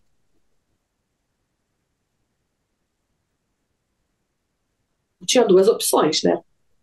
Ou eu brigava com ela e deixava ela sozinha, ou eu ficava com ela. E aí eu falei para ela uma frase, eu lembro que a gente conversando, eu falei para ela: olha só, eu vou abrir mão de ir para essa festa e vou ficar com você.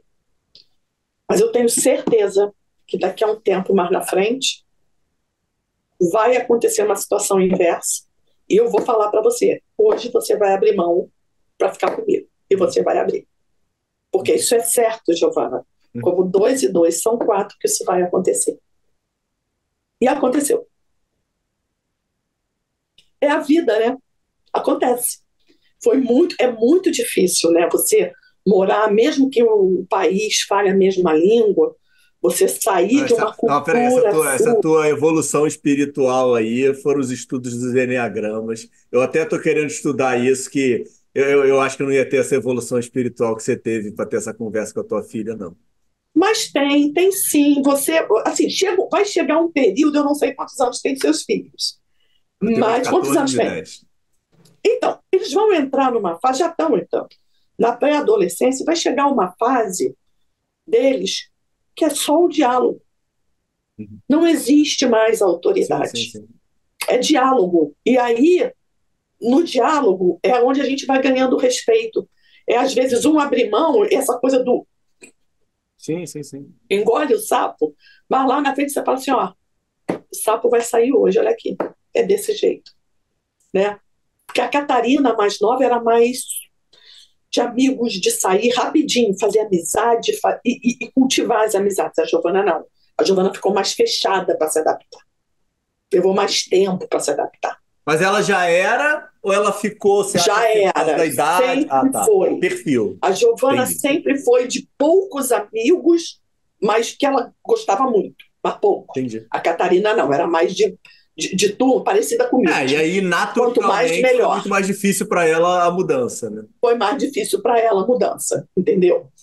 Então, mas hoje continuam lá, né? Estão lá, continuam lá as duas e eu aqui. Olha como a coisa muda, né? E eu aqui. Mas foi um período assim bem difícil, mas assim, não tem só vitórias E o que que não, você, entendeu? que você guarda aí dessa tua experiência lá em Portugal, de alguma forma, assim, uma pincelada aí em termos de modelo, acha melhor, pior? Como é que foi a tua experiência de estar lá, saindo do Samaritano, indo lá para o Lusíadas?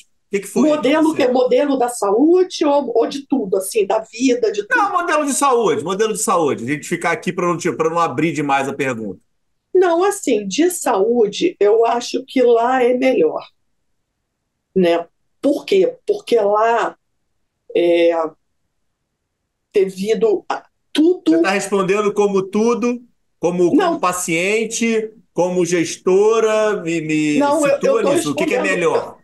eu estou respondendo até como gestora, porque mesmo o gestor privado lá, ele responde ao Ministério da Saúde. A saúde privada lá responde ao Ministério da Saúde. Tudo está no guarda-chuva do Ministério da Saúde. Né? Lá, por exemplo, os hospitais privados, para fazer cirurgia cardíaca, tem que ter algumas qualificações para o Ministério da Saúde permitir que faça. Não é qualquer hospital privado que faz cirurgia cardíaca. Uhum. Não é qualquer hospital privado que faz oncologia. Não é. E a gestão da saúde, no Ministério da Saúde português, a gestão é da saúde portuguesa. Não é compartimentada, como é aqui. Então, eu acho que isso, para a gente, como país, é ruim. Como políticas públicas de saúde, é ruim quando a gente tem parte da população fora, sem que o Ministério da Saúde conheça esses dados, né? Hoje a gente tem muito disso. Os pacientes, os dados da Mil é da Mil, os dados do Bradesco é do Bradesco, não sei o quê. Não, isso é dados de saúde da população brasileira, que precisam Isso é estar muito isso. dentro numa gestão, entendeu? Então, eu acho que isso faz a diferença em Portugal, entendeu? Faz a diferença. Agora, o que eu trago de lá, assim, de aprendizado, para mim, o meu maior aprendizado lá foi fazer a gestão de uma PPP, porque um dos hospitais que estava em responsabilidade do Grupo Lusíadas, ele era um hospital totalmente público, gerido por nós privados. Então, Era aquele você lá de trabalha. Cascais, né? Que a gente Aquele visitou, de né? Cascais, isso que vocês visitaram, quando fizeram lá o mestrado, né? Então, isso foi um aprendizado de você É um entender. barato aquele hospital, né? Ele é fantástico, é um hospital. Era assim, é o do meu coração, né? É assim, eu falo, gostava de todos os Lusíadas, mas Cascais era um carinho especial por ser público, né? Por atender as pessoas necessitadas e Pô, o por hospital fazer que você mais medicina. fica tempo, né? Né, Cris? Não, na verdade, lá eu não fui diretora de nenhum hospital, né? Na verdade, lá Não, mas você fica vinculado ao hospital mais tempo na tua vida, foi lá, não foi? foi. Nos hospitais foi, porque eu fiquei como CEO, né, da empresa lá, e eu era responsável por todos os hospitais. Mas eu ia com muita frequência a Cascais, pelo menos uma vez a semana eu ia a Cascais, porque era o maior hospital que a gente tinha, né? Era o hospital que tinha mais especificidade e mais coisas para aprender mesmo. Então eu gostava muito de ir lá. E só tinha. Tinha os portugueses lá também na gestão, né? Não, o Edson não levou só brasileiro para lá, não, e mandou todo Não, mundo embora, não, né? Teve. não, daqui só foi o Zé Carlos e eu, Ah, mas ninguém, toda a equipe era portuguesa? todo mundo era de lá. Daqui foi o Zé Carlos como CEO e eu como COO Aham. para lá. E lá a gente montou equipe de portugueses. A gente não levou ninguém para trabalhar com a gente. Éramos só nós. Eu lembro, quando a gente ia visitar lá, eu lembro que tinha um cara lá no negócio de Cascais que era muito bom O comunicativo. Vasco, o Vasco, que Vasco, hoje, o Vasco, Vasco isso. Antunes. Então, que hoje é presidente do Grupo Luzia da Saúde. Ah, legal, não sabia. Pô, esse cara era Quando, bom, Cris. então, quando eu vim embora para o Brasil, o Zé Carlos foi para o Chile. A UHG comprou um negócio no Chile e o Zé Carlos foi para o Chile para tocar o negócio lá no Chile. E aí o Vasco subiu para presidente do Grupo Lusíadas, Entendi, Vasco Antunes, entendi. Ah, não entendeu? sabia. E Mas a gente continua? trabalhava, que também foi uma dificuldade, né? Assim, foi Ah, outra imagino, pô. dificuldade indo para Portugal, né? Mulher, Como é que foi isso como é que foi isso de cultura diferente? pois é, mulher, separada, com duas filhas, para trabalhar só com homem, ó, era só homem, só tinha eu de mulher no board da empresa. O resto Puta, tudo que era homem. roubada. Tudo era homem. Foi complicado. Não foi fácil, não. Foi complicado. Bem complicado. E Questão de peraí, tem outro ponto machismo. aqui que eu não tinha lembrado. E como é que foi deixar tua mãezinha aqui? Então, foi difícil pra caramba, né? Mas na época ela entendeu que era uma coisa boa para mim e para as meninas. E depois Aham. também que eu me estabilizei lá, que a coisa ficou, eu passei a mandava passagem para ela e ela passava lá uns 4, 5 meses do ano comigo Aí ela lá. amava.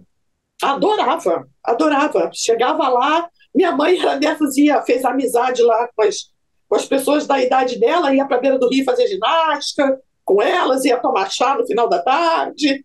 Fez lá um grupo de amigas dela lá, dos portugueses amigos lá em Portugal. Tinha mais conhecido que eu até.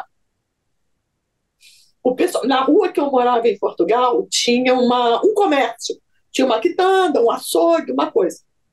Eu, às vezes, chegava em casa e quando eu passava, eu tinha que passar em frente a esse comércio para chegar em casa.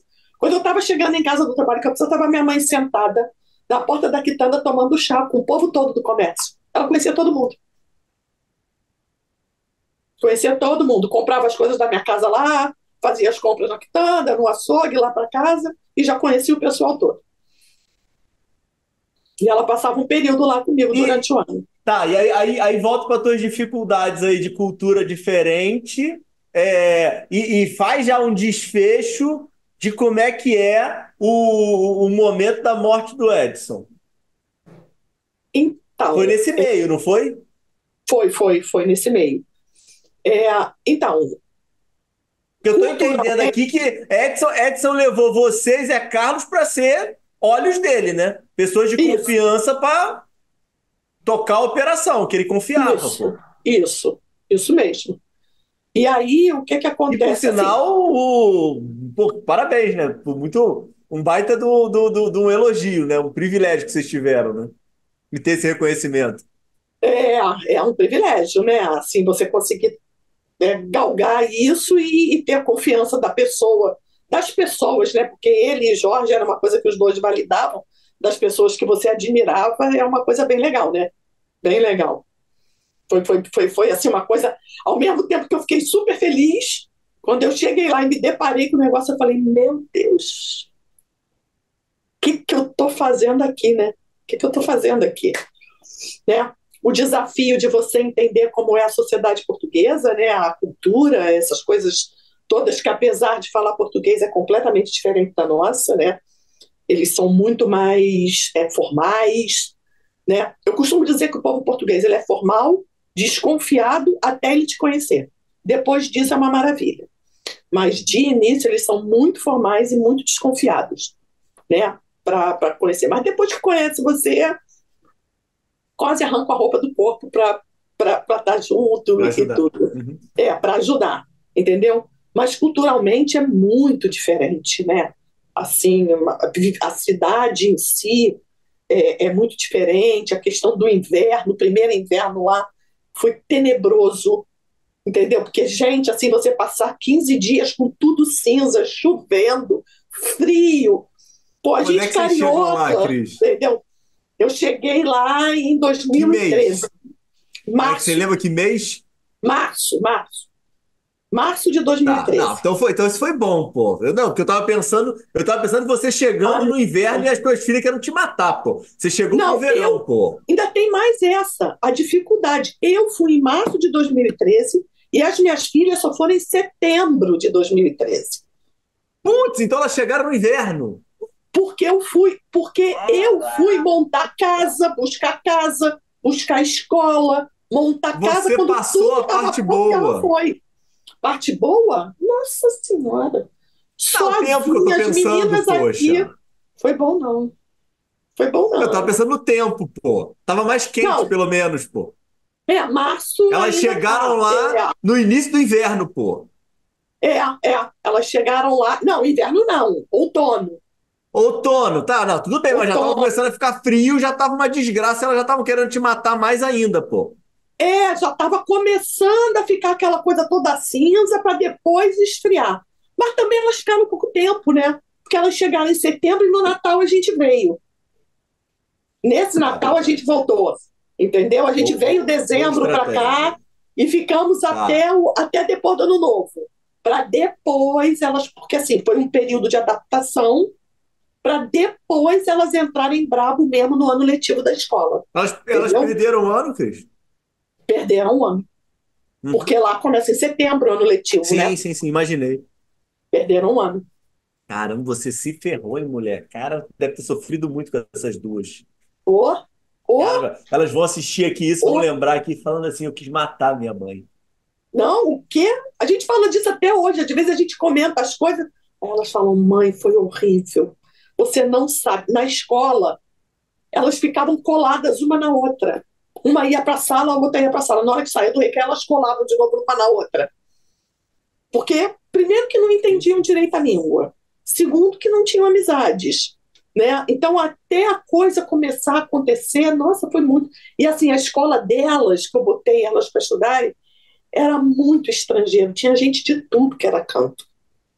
Né? Porque era uma escola bilíngue, né? Trilingue, tinha chinês, tinha alemão, tinha de tudo que era canto. Então, até esse rodízio de gente de outros países era uma coisa completamente fora da realidade delas até então, né? Então, foi bem complicado. Oh, como foi complicado? Como foi? Ah, mas, poxa, a certeza que deu certo foi o fato delas continuarem lá, né? Não, sim, sim. E assim, Passaram pela adversidade também e se transformaram em pessoas melhores, né? não, e hoje né, isso era outra coisa que eu ia falar que eu trouxe de lá de bom. Você conviver com a diversidade. Você conviver com gente de tudo que é canto do mundo. No seu dia a dia, né? Porque você vai no supermercado, você vai no restaurante, tem gente de tudo que é canto. E você aprender a respeitar as diversidades, a aceitar e conviver, isso realmente é um ganho, assim, em culturas diferentes, é uma coisa, é muito legal, é muito legal. Isso eu acho que é uma diferença, sim, muito boa para quem mora fora, né? Por isso que eu digo para todo mundo, assim, se você tem condições, mesmo que seja, se não é morar fora, porque não é fácil, né? É muito caro, é muito dinheiro, mas se você tem condições de pelo menos mandar para fazer um intercâmbio, uma coisa, mande. Mande, mesmo que seja por pouco tempo. 3 meses, 6 meses, mande.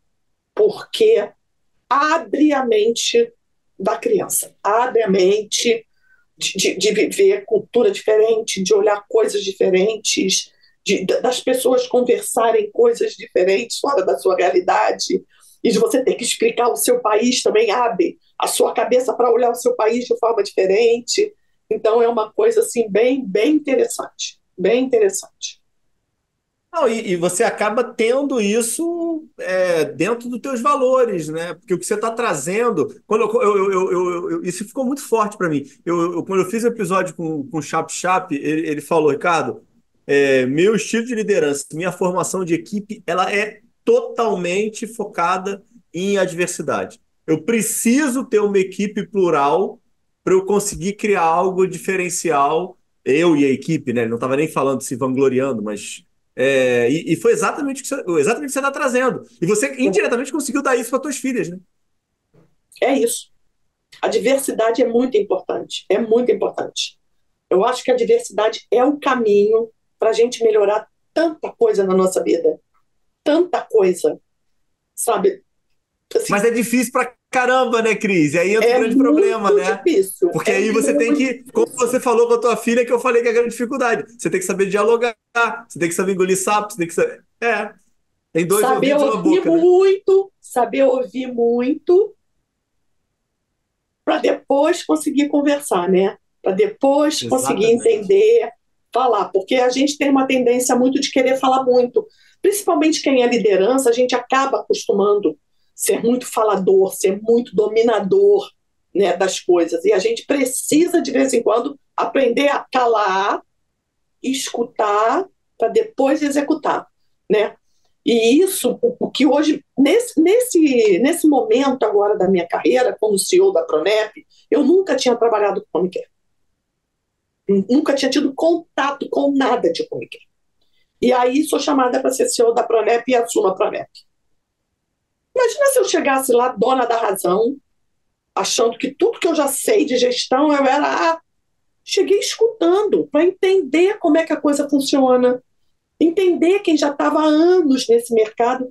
Gente, é completamente diferente. Não é. Na minha cabeça, quando eu fui, eu falei, vai ser tomar conta de um hospital espalhado. Não, não tem nada a ver com o hospital.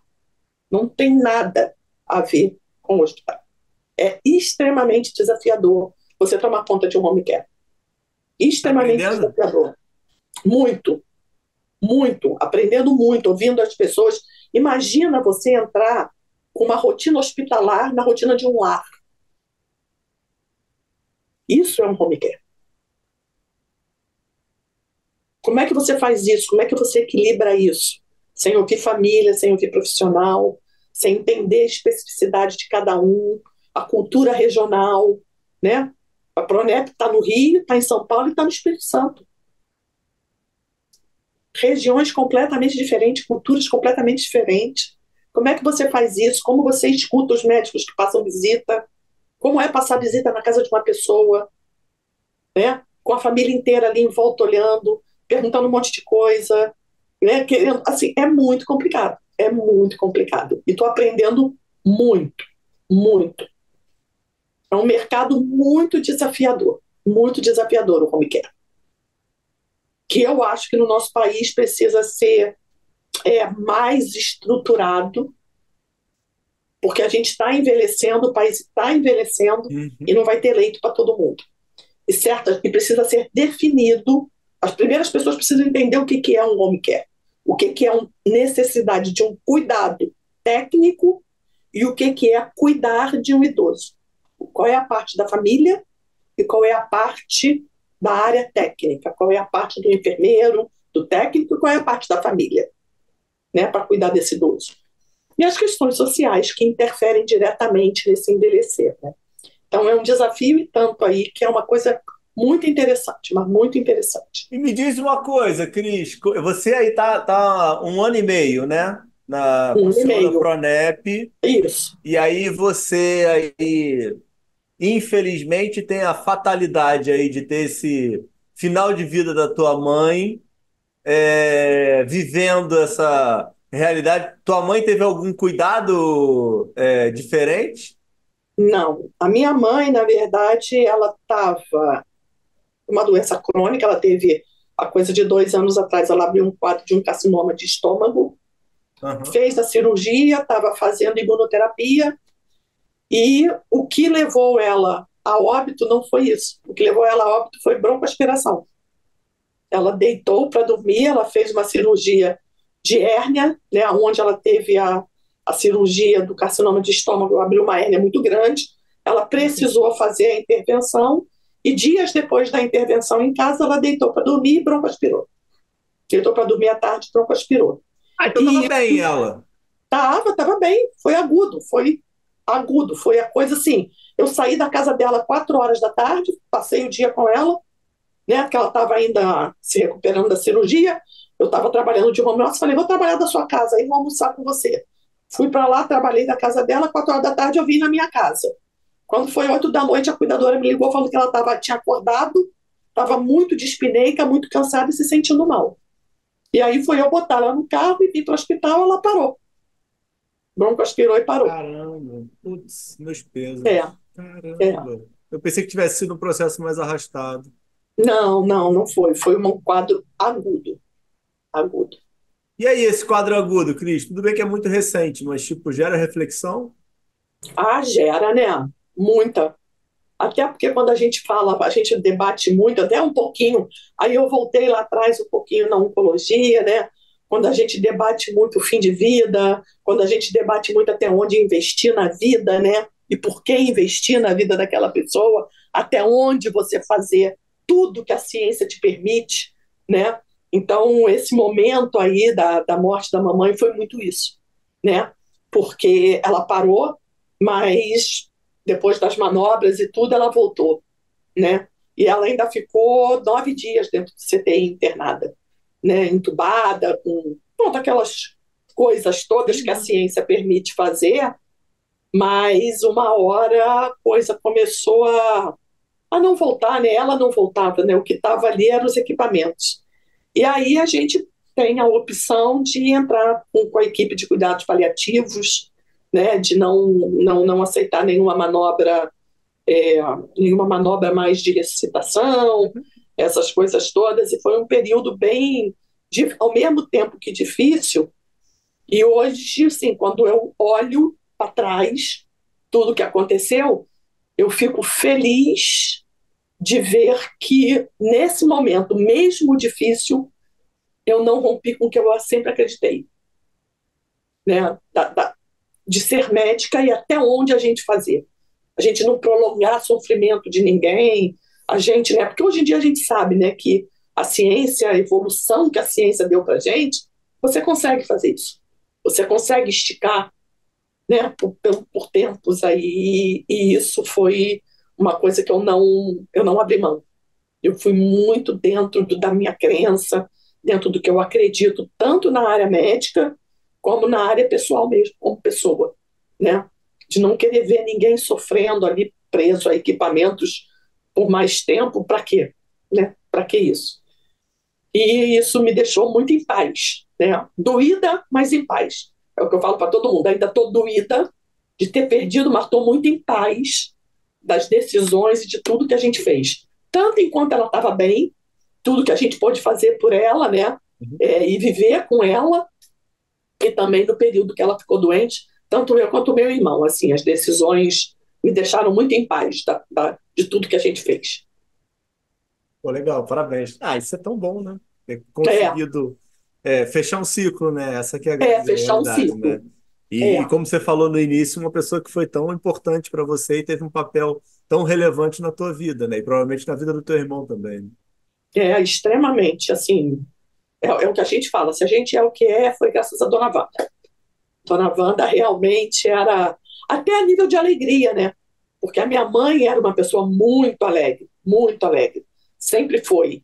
Na época de adolescência, a casa, pronto, lá, a casa da bagunça em Realengo era nossa. né? Ia sair, vai beber, tomar cerveja antes lá, vai no dia seguinte contar as fofocas, era lá em casa.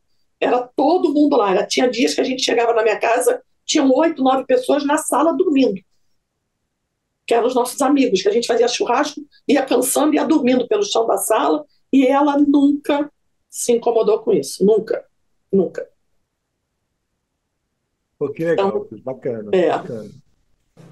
E para a gente finalizar aqui de desfecho, pensando aí em planejamento estratégico futuro, como é que aí são os próximos 5 anos aí? Como é que estamos aí agora nesse mundo aí? Você como CEO aí do Home Care, com uma mas, perna aí na questão da consultoria, as meninas em Portugal, e aí? Como é que estamos aí? Como é que é esse cenário aí? pois é, né? Vamos lá. Quando a gente bate 6.0, né, que é o caso, né, a gente já começa a pensar assim, como é que eu vou fazer para frear mais na frente, né, essa velocidade, esse dia a dia aí, né? Já começa a falar assim, pô, como é que eu vou fazer para equilibrar? Parar eu não quero, porque eu acho que ainda tenho muita coisa para entregar aí, entendeu? Pelo amor de Deus, né? Isso Não, aí a gente não cobra, né? quero. Pois é, não quero, mas eu penso muito em dar uma segurada mais nesse mundo corporativo aí, que a gente sabe o quanto é pauleira ali, pesado, né, a pegada do mundo corporativo, né? A não ser, claro, que apareça, como eu digo que eu sou movida a desafios, se aparecer um desafio muito diferente de uma coisa que ainda, que eu falei, putz, isso é, aí eu vou. Eu sei que eu vou, não vou falar que eu não vou, que eu sei que eu vou, né? Mas o que eu penso para daqui a 5 anos, eu penso sim em dividir os meus conhecimentos, sabe? Assim, Uhum. experiência. A minha experiência, tudo que eu passei na carreira, no próprio mundo corporativo, dividir com as pessoas. E dividir com pessoas que queiram fazer isso, sabe? Pessoas que queiram ver a saúde no nosso país melhor, né? Eu tenho um sonho ainda, tenho sonhos, né? Isso é legal a gente ter sonhos, né? Eu tenho um sonho, eu falei, poxa, se o Hospital de Cascais, que é um hospital público, era tão legal, será que não é possível aqui no Brasil a gente fazer um hospital público legal? Que realmente atenda as pessoas, que funcione por inteiro, que tenha. Eu ainda sonho um dia tomar conta de um hospital público, né? Fazer um Cascais da vida aqui, sabe? Assim, para ajudar essas pessoas que precisam tanto, que são justamente os que precisam mais e têm mais dificuldade a conseguir assistência, né? Então, eu penso muito nisso, em como ajudar essa máquina pública, como ajudar o SUS, que é uma coisa tão legal e com tantos problemas. Então eu tenho vontade de ajudar, né? Não estou falando que o SUS é ruim de maneira nenhuma. O SUS é um exemplo de estrutura de saúde no mundo inteiro, para todo mundo, mas a gente também, que vive aqui, a gente sabe os problemas e as dificuldades que nós temos. E eu tenho muita vontade de atuar na área pública e ajudar, entendeu? Com esse conhecimento, com tudo que trouxe, principalmente do que eu trouxe de Cascais, principalmente do que eu trouxe de Portugal. Eu acho que ainda tenho coisas aí a entregar na gestão da saúde aí e ajudar a formar novas lideranças, ajudar a contar um pouquinho. Eu tenho muita vontade nessa área de consultoria conseguir dividir aí histórias e conhecimentos, sabe, com Tá esse dividindo e vai dividir muito mais, né, poxa?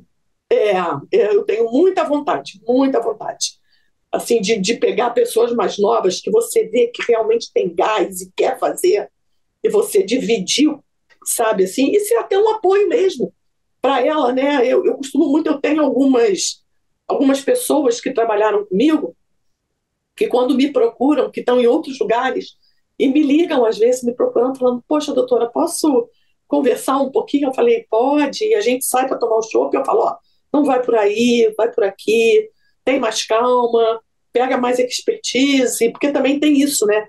Às vezes a pressa, eu tropecei nas minhas próprias pernas no início, a pressa da gente querer crescer, às vezes a gente pega coisas que a gente não é capaz de entregar, aí a gente acaba apanhando, né? E aí, quando a gente pega experiência, a gente vê qual é o melhor caminho a ser trilhado, digamos assim, e você ajudar as pessoas que estão trilhando o seu caminho, que querem trilhar um caminho legal, né, na sua carreira, chegar ao sucesso. E sucesso não é só ser diretor ou presidente ou CEO, né? Você pode ter sucesso na sua carreira sendo um excelente enfermeiro de centro cirúrgico, Uhum. sendo um excelente enfermeiro gestor de uma emergência, sendo excelente enfermeiro gestor de um CTI, e isso é um sucesso, né? O sucesso das pessoas, nosso, é de cada um. O que você considera sucesso para você, né? Eu acho que é uma coisa que é de cada um. E as O que que é o pessoas, a teu, gente pode Cristina? mudar. O meu, eu acho que é esse amor que eu tenho pelo que eu faço. Eu acho que o meu grande sucesso foi descobrir o que eu amo fazer. Olha que eu gostava, o que eu falava, eu gostava de ser médico oncologista, mas eu amo ser gestora. Eu amo, amo, amo. Sou apaixonada.